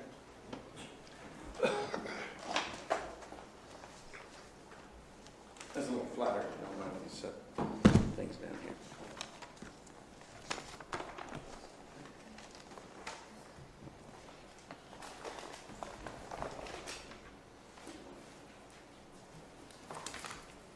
Wow, what an exciting time to be a supervisor. The one thing they can't say is you guys aren't earning your money with the time you're putting in on the different issues. Unfortunately, so many things seem to get drugged back into the marijuana issue. The fact of the matter is that the assumption that someone, if this, whether it was myself or somebody else, a potential tenant, by rezoning this from C2 to CP would give that opportunity is a correct assumption by the planning department. I segregated those two actions purposely in that our goal has been since a little after we built the first part of the shopping center. Let me give you a little back history. There was about 7 acres we had in there. It's currently 4 parcels. On one of those parcels is a 16,800 square foot building that mainly has mom and pop tenants in it. We built that first in about 2004, and then we had left about 3/4 of an acre in the front available, thinking that that would be best utilized for a fast food restaurant. We were kind of surprised when we were approached by Bank of Rio Vista for a branch. It's not someone that I thought of going out to, but they came along, so we built a upscale building for them there. Unfortunately, the economy, both as we all know on a local basis and a national basis, and especially in the Valley Springs Basin area, has changed drastically since 2005. The bank decided that they could no longer feed that location, and they closed down. That's not to say anything negative about the Bank of Rio Vista. They came in, they generously supported the area. They made what, looking back now, are questionable loans that cost them a lot of money, but they were a great benefit to the Valley Springs area. They went out of there about 3 years ago. It had been our hope to get another bank in there. We have been working on that for about 3 years. And I've talked about 50 different, solicited about 50 different banks and credit unions. And the banking industry is and has been challenged since 2008 on many, many fronts. And what they need to see as a minimum, if they even feel the area is good, is they need to see a minimum about $25 million worth of deposits. When the Bank of Rio Vista went out of there, they only had $12 million in deposits. Now, I think they had more than that when they were operating. One of the people we talked to was Mr. Eberhardt from the Bank of Stockton, and they are a little bit expanding, and they're a very rural motivated bank and stuff like that. But it just didn't make sense based on the regulatory process for banks, what it takes to run a bank, and where the whole entire industry is heading based on the economy. Like I expressed and explained to the Planning Commission, we seem to get two types of calls to rent the space there. And it seems to be one of two categories.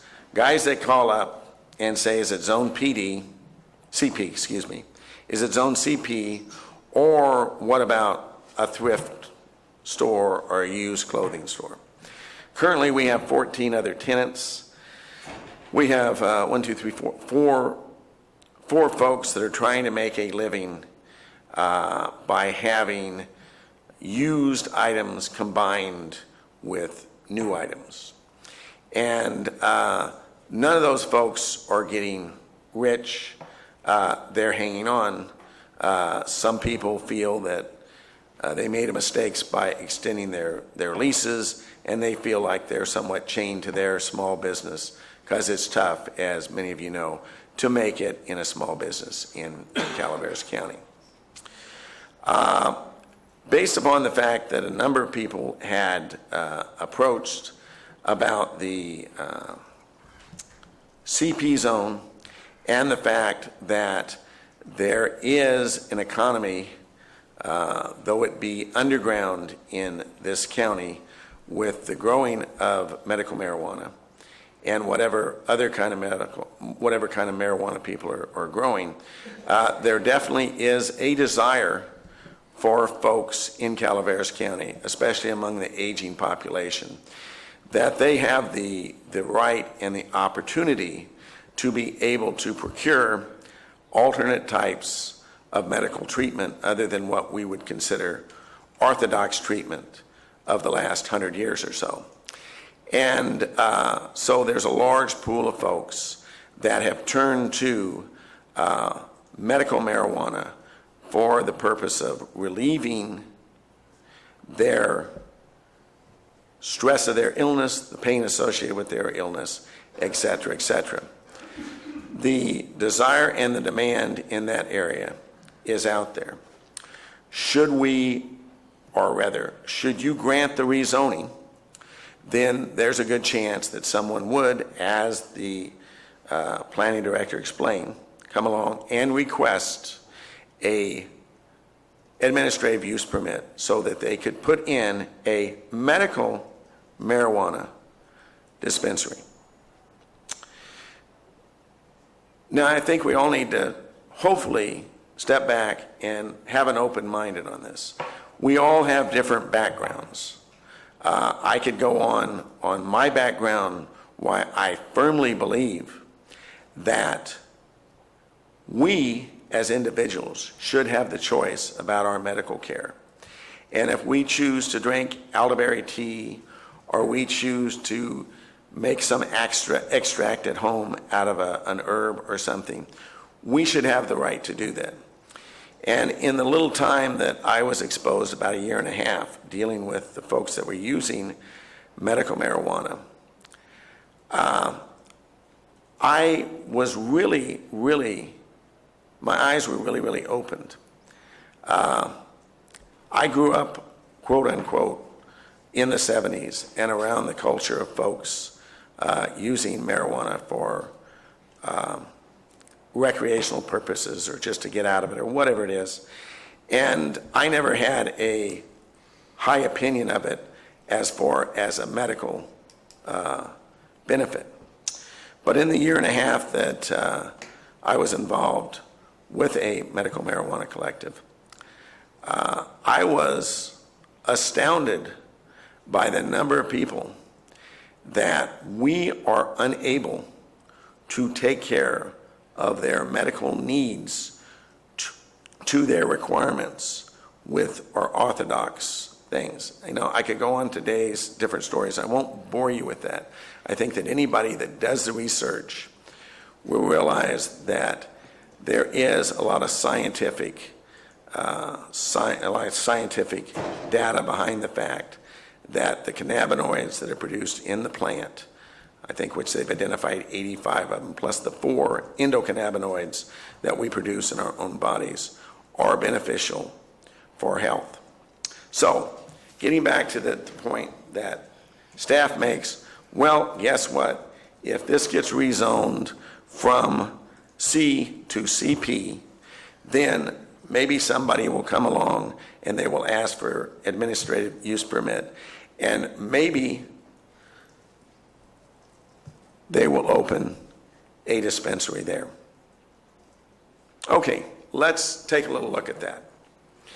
In 1996, the voters of California decided that they ought to have the right to use marijuana to relieve their symptoms of their illnesses or their illnesses directly.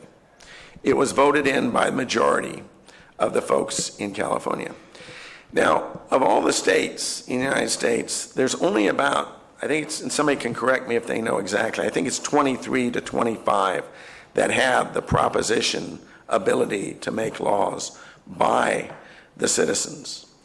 Of all of those states, only one has the ability that if the citizens make that law, the legislature doesn't have the right to change that law, and California being that one.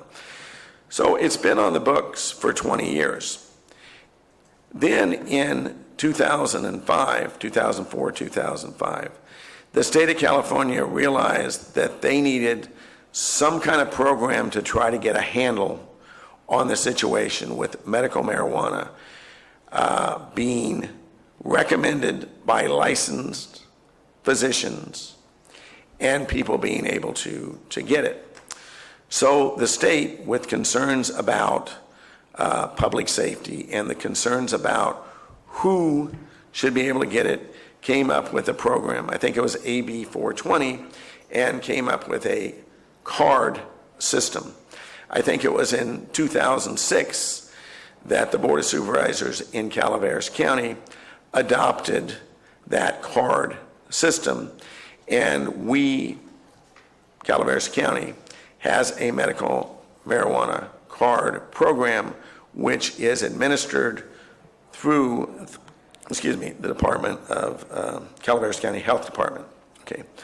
Prior to that, Calaveras County was what I think is somewhat forward-thinking.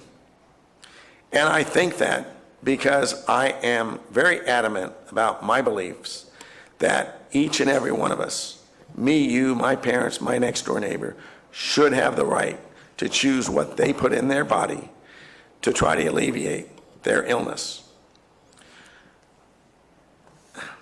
And that comes from not anything other than the death.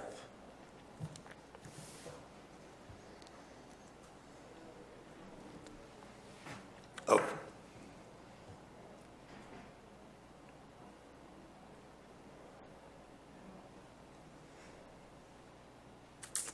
Excuse me, of my father, of cancer. And after trying every other orthodox technique, he had to turn to being transported to Mexico to get the relief because of the federal government's position.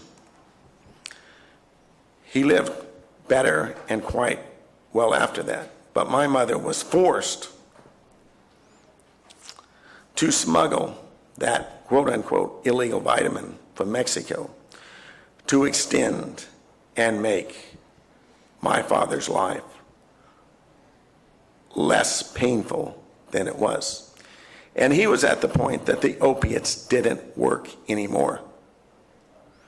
The last doctor that saw him, because unfortunately when you're dying on a long-term death, unfortunately what happens is it seems like, or at least my father's case, it seems like they play musical doctors. Nobody wants to be the last guy to touch the dead guy. So the last doctor that I remember walking in the room, hadn't met the guy, and said, well, who are you? He introduced himself. What's your specialty? And they decided that since the pain that my father was suffering could be dealt with opiates, that they would start doing a lobotomy to cut off nerve endings. Our family didn't think that was a good idea. So instead, my mother risked federal prosecution to get my father the treatment so that his life and his passing could be a little gentler. I see many, many parallels in the medical marijuana program that the voters voted in, that the state of California ratified, and that previous supervisors that have sat here have had the foresight to say, hey, we want the citizens of Calaveras County to have the opportunity to treat themselves with medical marijuana. Now, I appreciate the fact that you folks are in, for lack of another better word, in a situation where you're getting beat to death over the potential of adult use for whatever we want to call it, recreational use of marijuana. I understand that everyone in this county has heartfelt opinions, and many, many people, because of their profession or their backgrounds, has extreme feelings on that. And as well there should. Whether you take my position that cigarette smoking is the gateway drug because it killed my father, or whether you think it's marijuana, I certainly understand the emotion and the feeling behind the individual. So what happens in November, the voters of California will decide. And you will have to deal with it. I think you're struggling to try to deal with it up front. I think that's commendable. And like the chairman said, 50% of the people don't like it. Chairman Edson, it's worse than that. 50% don't like the decision, and even the ones that don't like it, about 90% of them aren't overly happy with all the details. So, you're in a tough situation then. But if we can get back to just the issue that's before us today, is, hey, we're taking a piece of property, we're zoning it from C to CP. What they're saying is a potential thing, but if tomorrow morning somebody comes along and they want to rent a bank, I'd rather have a bank, 100%. I've been trying to do it for 3 years. We've hired other people besides myself. We haven't got it done. Obviously, there's a lot of self-interest here. Self-interest being that we're missing a lot of income and that center is struggling. It's struggling just like the 12 or 13 vacant properties on St. Charles Street. It's struggling just like the gentleman that came back to you in April of 2014 and said, hey, we want to rezone the property because we need this income from these folks. The only difference is we're trying to go about it following all the ordinances that are already in place. I put together a package because I wanted to go over some of the things. I don't know if I got them complete. And excuse me, I'm just getting over a bad cold. So. Could you hand the clerk, please? Sure. See if I got one for everybody.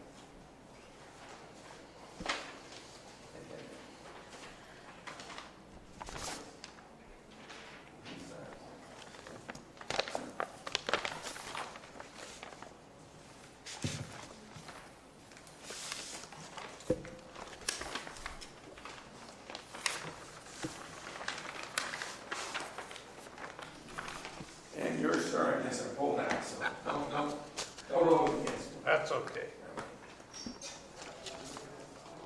So some of the things I put in the package there is the ordinance. We have the ordinance since 2005. it is what the law is of Calaveras County. You know, I've watched the tapes of the various meetings, and the board, the chairman, you guys have certainly voiced your concerns that, hey, it would be nicer if everything could just stop and we get this all worked out. And we don't have to make decisions about dispensaries or rezones. In a perfect world, that would be what would happen. The thought that everything's going to be hunky-dory after November, I think that you're going to have more challenges. I think that this board really deserves credit that even though it's later, you have started taking steps towards resolving the problems that you have with all the grows, what that's being used for. Now, there's been various opportunities that this board and prior boards have had to change the ordinance. You are empowered by the voters of the people to enact ordinances and to change ordinances. If you do not like the dispensary ordinance the way it is, then you should change it. I think you should definitely change it before November's vote, because otherwise I think you're going to have the same issue as with your grow ordinance. I think you need to be more proactive. However, we do have an ordinance since 2005. We do have a proposition that was passed. We do have county staff that issues legal certificates to folks. We do have doctors that are recommending in Calaveras County. We have numerous older people and people who have suffered injuries that rely on this product. They can no longer get that in Valley Springs. So it's not that evil or that bad a situation if it's available that they can get it in Valley Springs.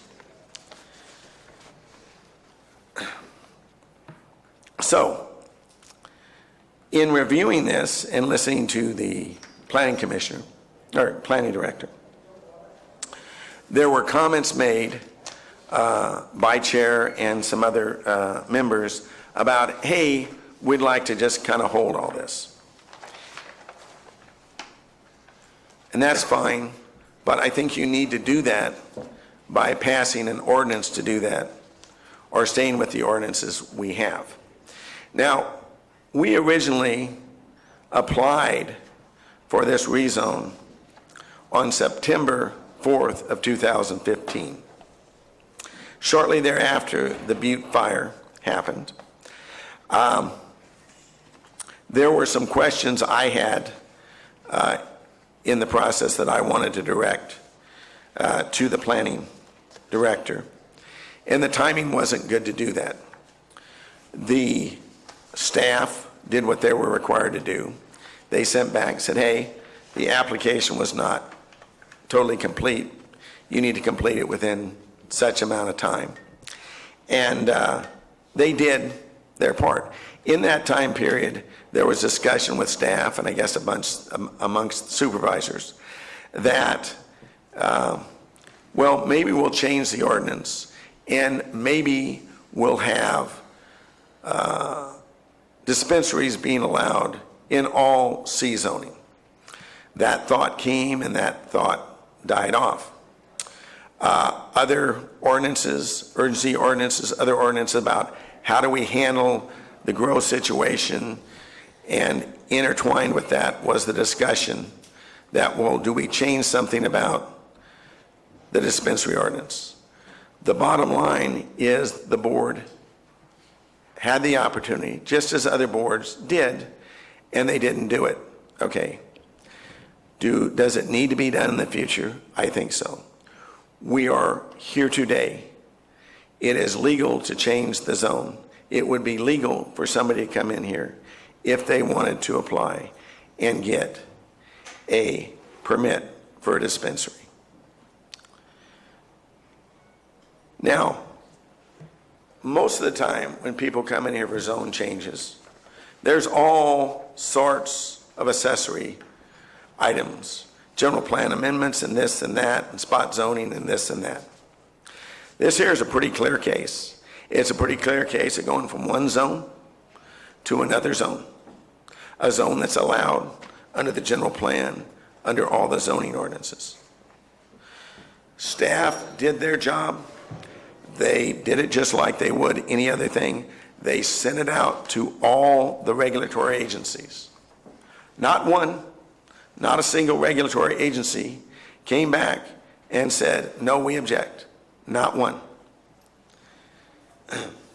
So while I can appreciate the quagmire of the current situation with all the side issues,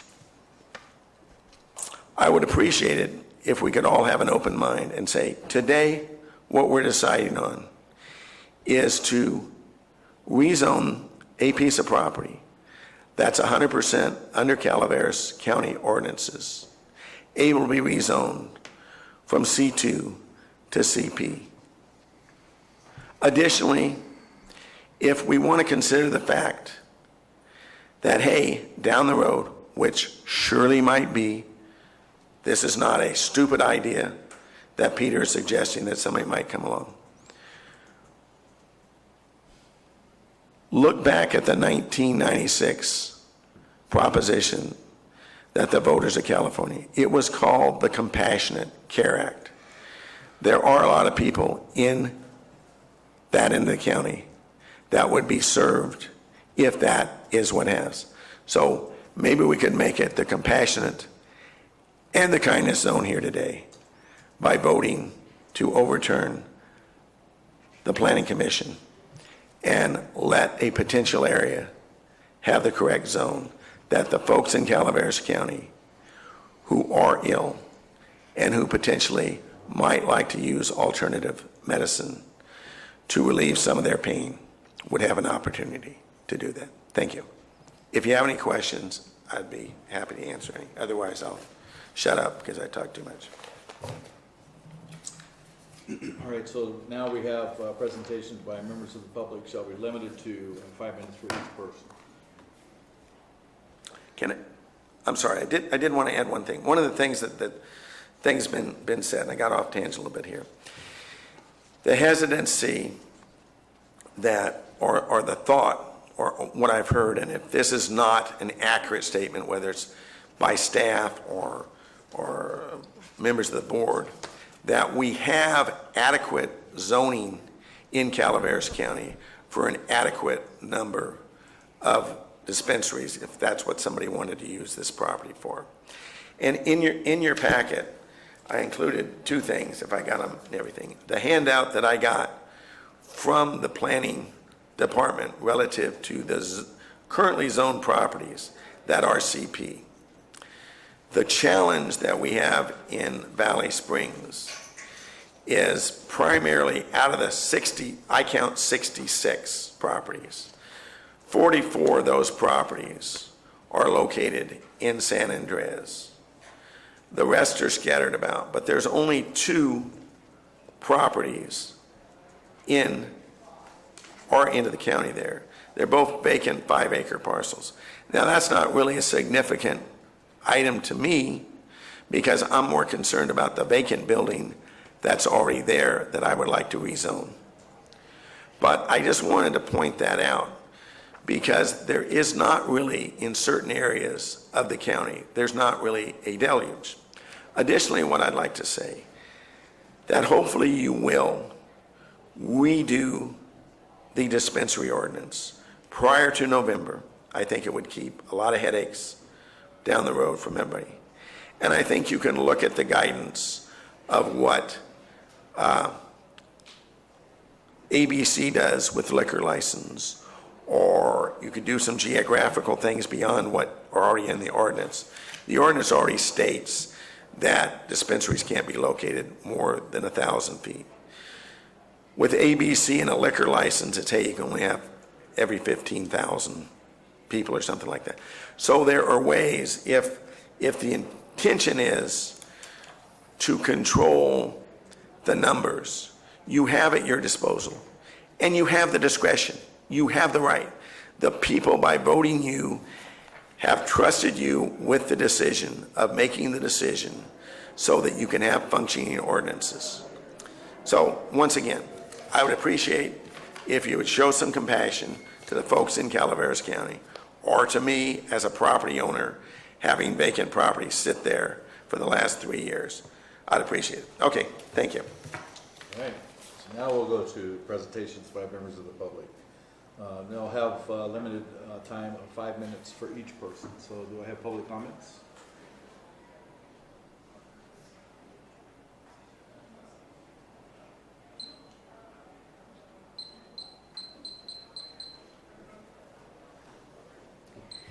Vicki Ranke, Angels Camp. I just wanted to say that I was at the Planning Commission meeting when this was brought forward to the Planning Commissioners, and they did hear all the arguments for and against. And so I just ask that you continue to support the Planning Commissioners' decision. Thank you. Any other public comments? Rosemary Wilson, I just have to say that we've listened to the gentleman for about 30-odd minutes give a broad history and reasons why he believes that the Planning Commission's opinion be overturned. And then we're told that the public comments have to be limited to 5. I would think that in order to focus the arguments, it may have been better at the outset to at least give some indication of the length of time allowed to address the board. I really haven't heard any big reasons why the Planning Commission's decisions shouldn't continue to stand. And so I'd like in future for things to be perhaps streamlined so that the appeal is based solely on what was wrong with the decision of in this case, the Planning Commission, as opposed to a lengthy description of the benefits or otherwise of medical marijuana. And even though you may not be able to obtain the product in Valley Springs, it's not as if there aren't other places within the county and outside of the county where cannabis would be available to those needing it. Thank you. Okay. Any other public comments? Let me get my briefcase here anyway. All right, seeing no other public comments. Mr. Myers, you have 15 minutes. Well, for rebuttal to the... Okay. I don't, the whole format, that's how the format is and her comments. Like I say, let me show you one thing.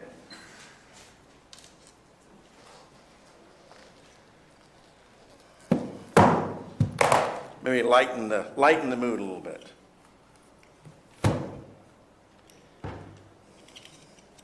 Yes, I mind if you smoke. This is a button, okay. My mother was very involved politically and very involved grassroots.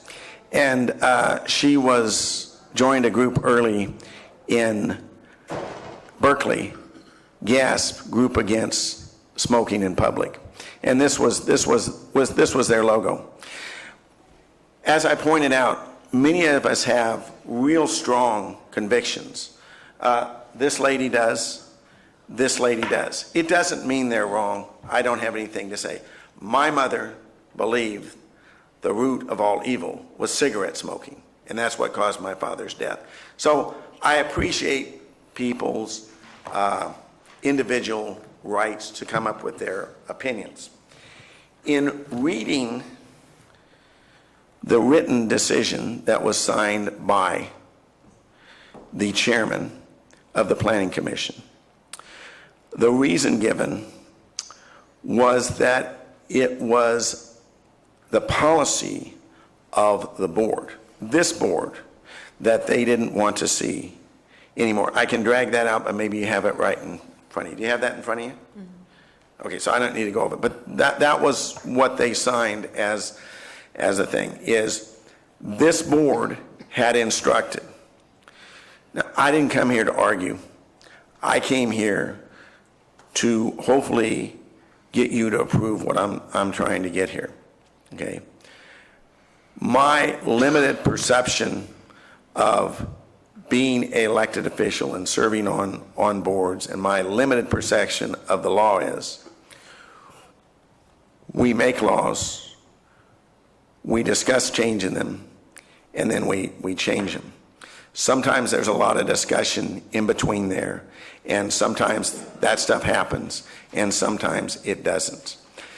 I respect the position that staff is in. I actually respect the position that you guys are in these tumultuous times of the things. There's no answer that's going to get anybody 100% approval of everybody that's out there. I think you clearly saw that when there's 2 petitions out here for something to put it on the ballot, 3,500 to 3,200. So, but the point is, I think that the reason the Planning Commission of denying it because you folks have a verbal policy, then I say the real decision should go back to you folks. And you folks have the right to change that verbal decision right today, right now, if there was one made. So, like I say, I've come here to ask for you to approve the rezone. And staff has tried to do what you would like. I think there is a need for this to be rezoned down there. I'd appreciate you to overturn what the Planning Commission did on the basis that they did it, that you had an unwritten rule that somehow changed the ordinance. So I'd appreciate it if you could change that rule today and we get back, or if it is a rule, or however that works. Thank you. So now, staff summation and rebuttal.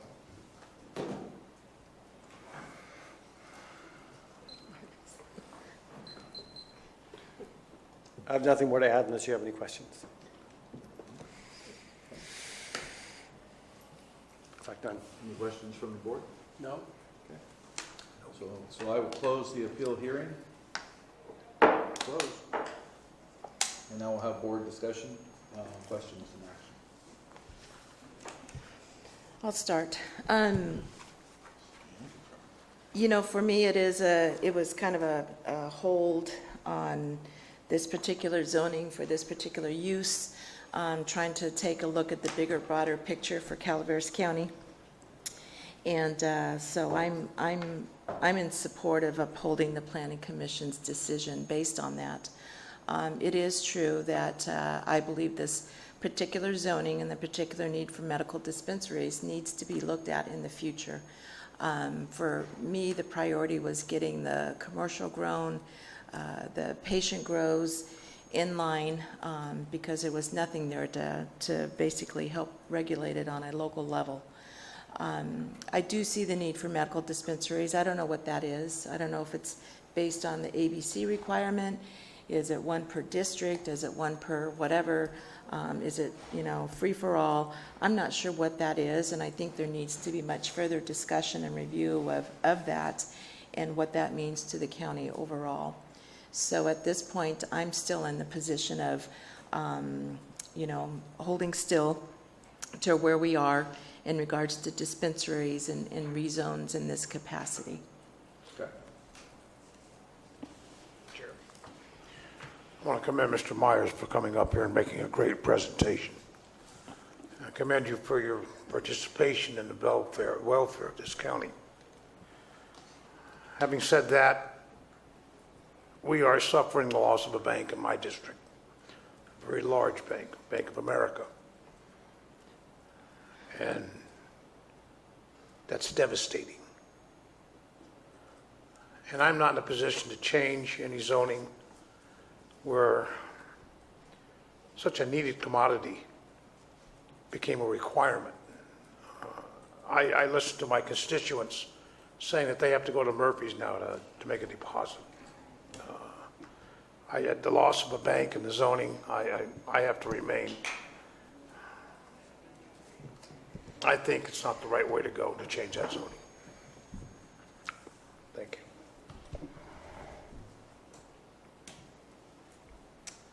I can appreciate your presentation. And I hope a bank does come tomorrow to your doorstep and say, let me open up there. But at this point, I don't think we know how to deal with these issues. And we've just made a big step to try to figure that out.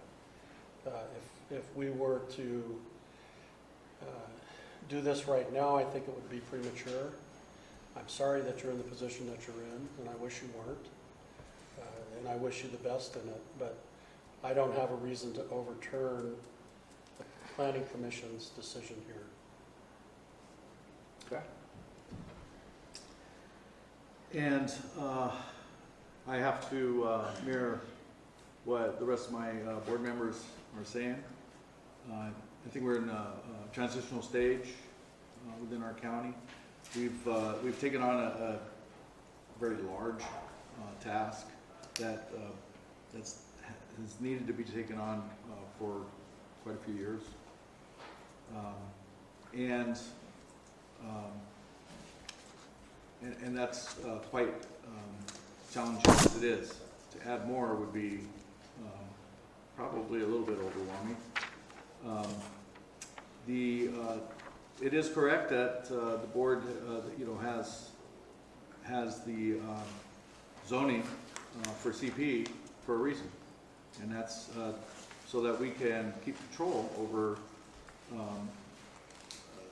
the influx of dispensaries.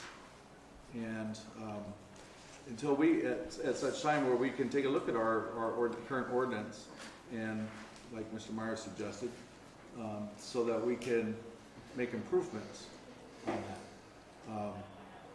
So, this is it's unfortunate that it has to happen right now, that Mr. Myers is here with this particular package, or with this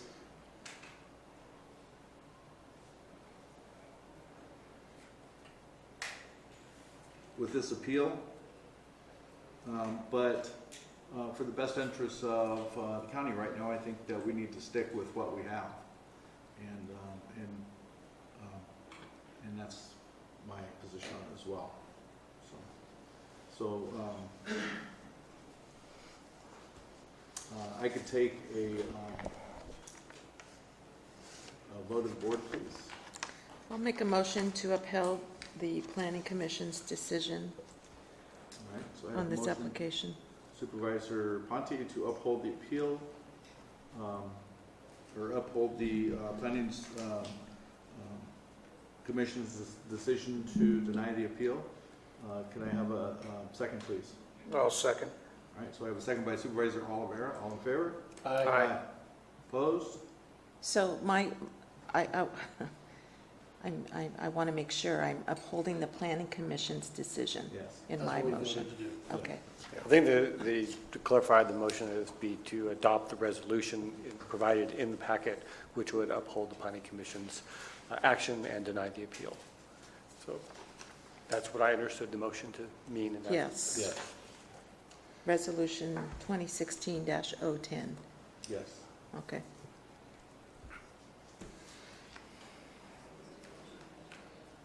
Okay. And so now we go to,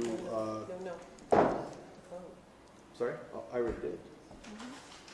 401. It was 401. Okay, thank you. Okay, so let's move on, please, to consent agenda. Consent agenda items are expected to be routine and non-controversial. They will be acted upon by the board at one time without discussion. Any board member, staff member, or interested party may request removal of an item for the consent agenda for later discussion. Is there any members of the public wishing to pull a consent agenda item?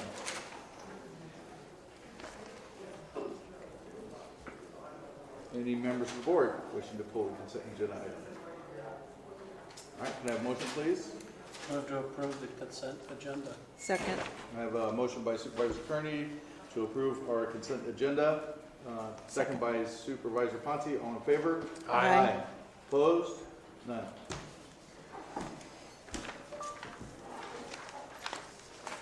Okay. Sorry you had to wait all day. Thank you very much. We greatly appreciate it.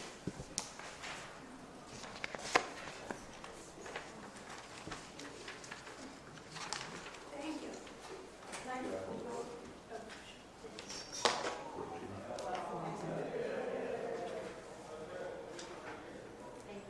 Okay, so now we have supervisor announcements. I can lead. Seems like a lot's gone on. Last weekend, we had our annual fireworks shoot. The community in Valley Springs was bustling and looked like commerce was going pretty good. And then at the end of the evening, the Valley Springs Boosters had a fireworks shoot over New Hogan, which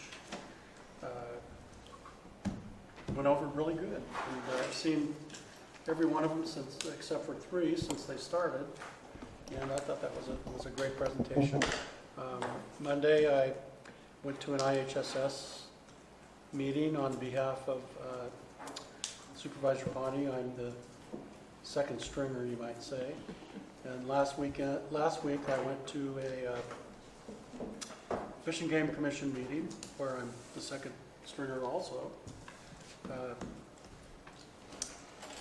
And we have a meeting today. Now, tomorrow, I believe there's a ribbon cutting at 9:30 a.m., correct? At the intersection of 12 and 26, tomorrow morning. Considering all the effort that went into getting that done, that's pretty momentous. Mm-hmm. Yeah, and that's it for now. Okay. This week's been kind of full with appointments, meeting with a lot of folks up in the Arnold Murphys area. I did meet with a couple of constituents regarding fireworks the 4th of July in Calaveras County. There was some concern about the actual use of fireworks in our dry areas, fire dangers, things of that sort. And we had a great discussion about the sale of fireworks and how it benefits some of the charity organizations, but also the safe and sane use of them in the allowed areas. I want to remind everybody that in the Ebbets Pass Fire District, the use of fireworks are strictly prohibited. And that's just good concern about our dry areas and our forests and what we're facing right now. With that, we have July 4th coming up, birth of our country, celebration. I'll make sure that we all remember that this is a great country we live in and nothing is free. Let's see, I attended a Central Sierra Child Support Agency meeting via teleconference yesterday, and we're going to hear a report in August from this particular agency, most likely during public comment time, so that they're going to give an update on their year and any issues they're faced. Thank you, Steve, for attending the IHSS meeting. The EMS meeting for June was canceled. There was a special meeting to be held, and that was canceled.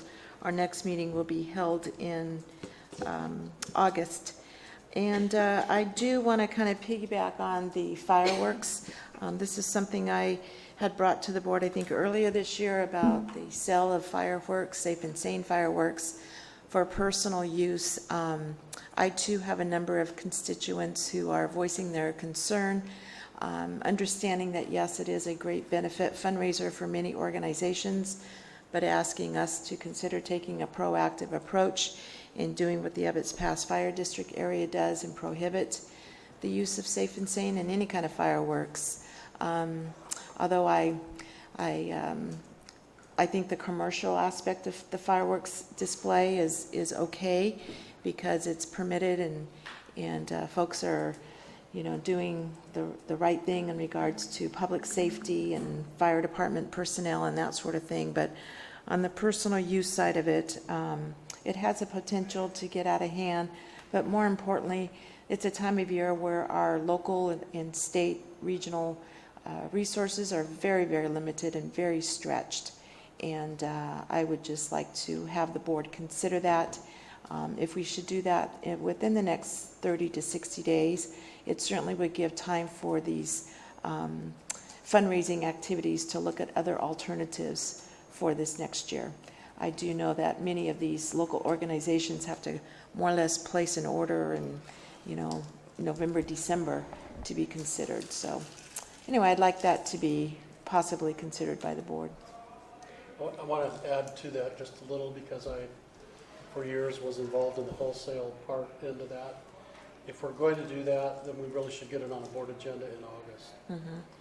Because these companies start placing their orders with all these local groups, and it's fairly involved because they've got the stands that they bring with them and set it up. So if there's going to be a change in it, we need to bring it back. I agree with you, within 30 to 60 days minimum. Yeah. So is there a poll of the board to direct staff to bring it back in August?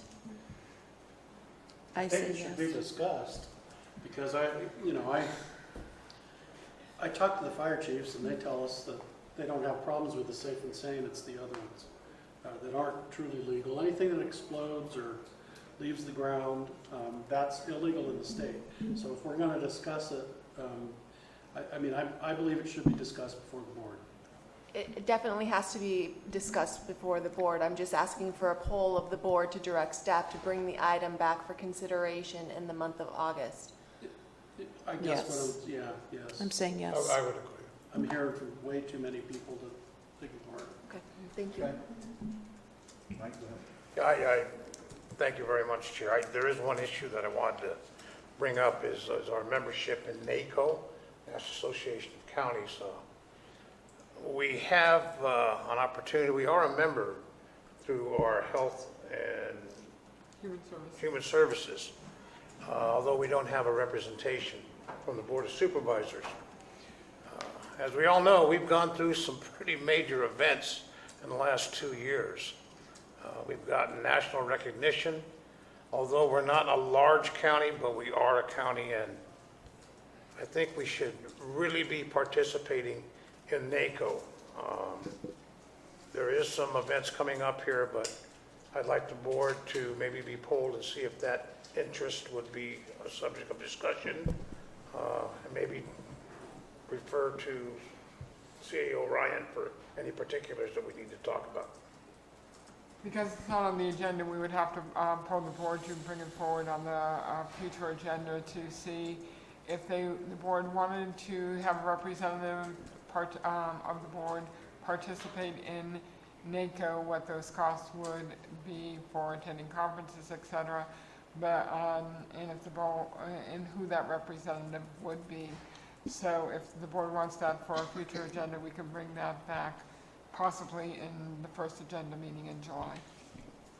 Okay, so I'll take the poll of the board, or do we want to discuss that first agenda meeting in July? I would. Sure. Okay, Ms. Tu? I think what I would want to know is I understand the county's been a member in the past, so I would want certainly some history there as to the pros and cons and costs, I would etc. too. So that's one. Okay. And now it's my turn. I would just say that we are going to have our ribbon cutting tomorrow for 1226 intersection in Valley Springs. It's been a long time coming. It started in 2004 as a rim project, and so when I got on the board, it was still very little done. And thanks to Robert Packager, who took it by the horns, and now it's finished. And it didn't take that long once he got involved. So I want to thank him, and I'll see you there, and I'm finished. Thank you. Anything from staff? Okay, meeting adjourned.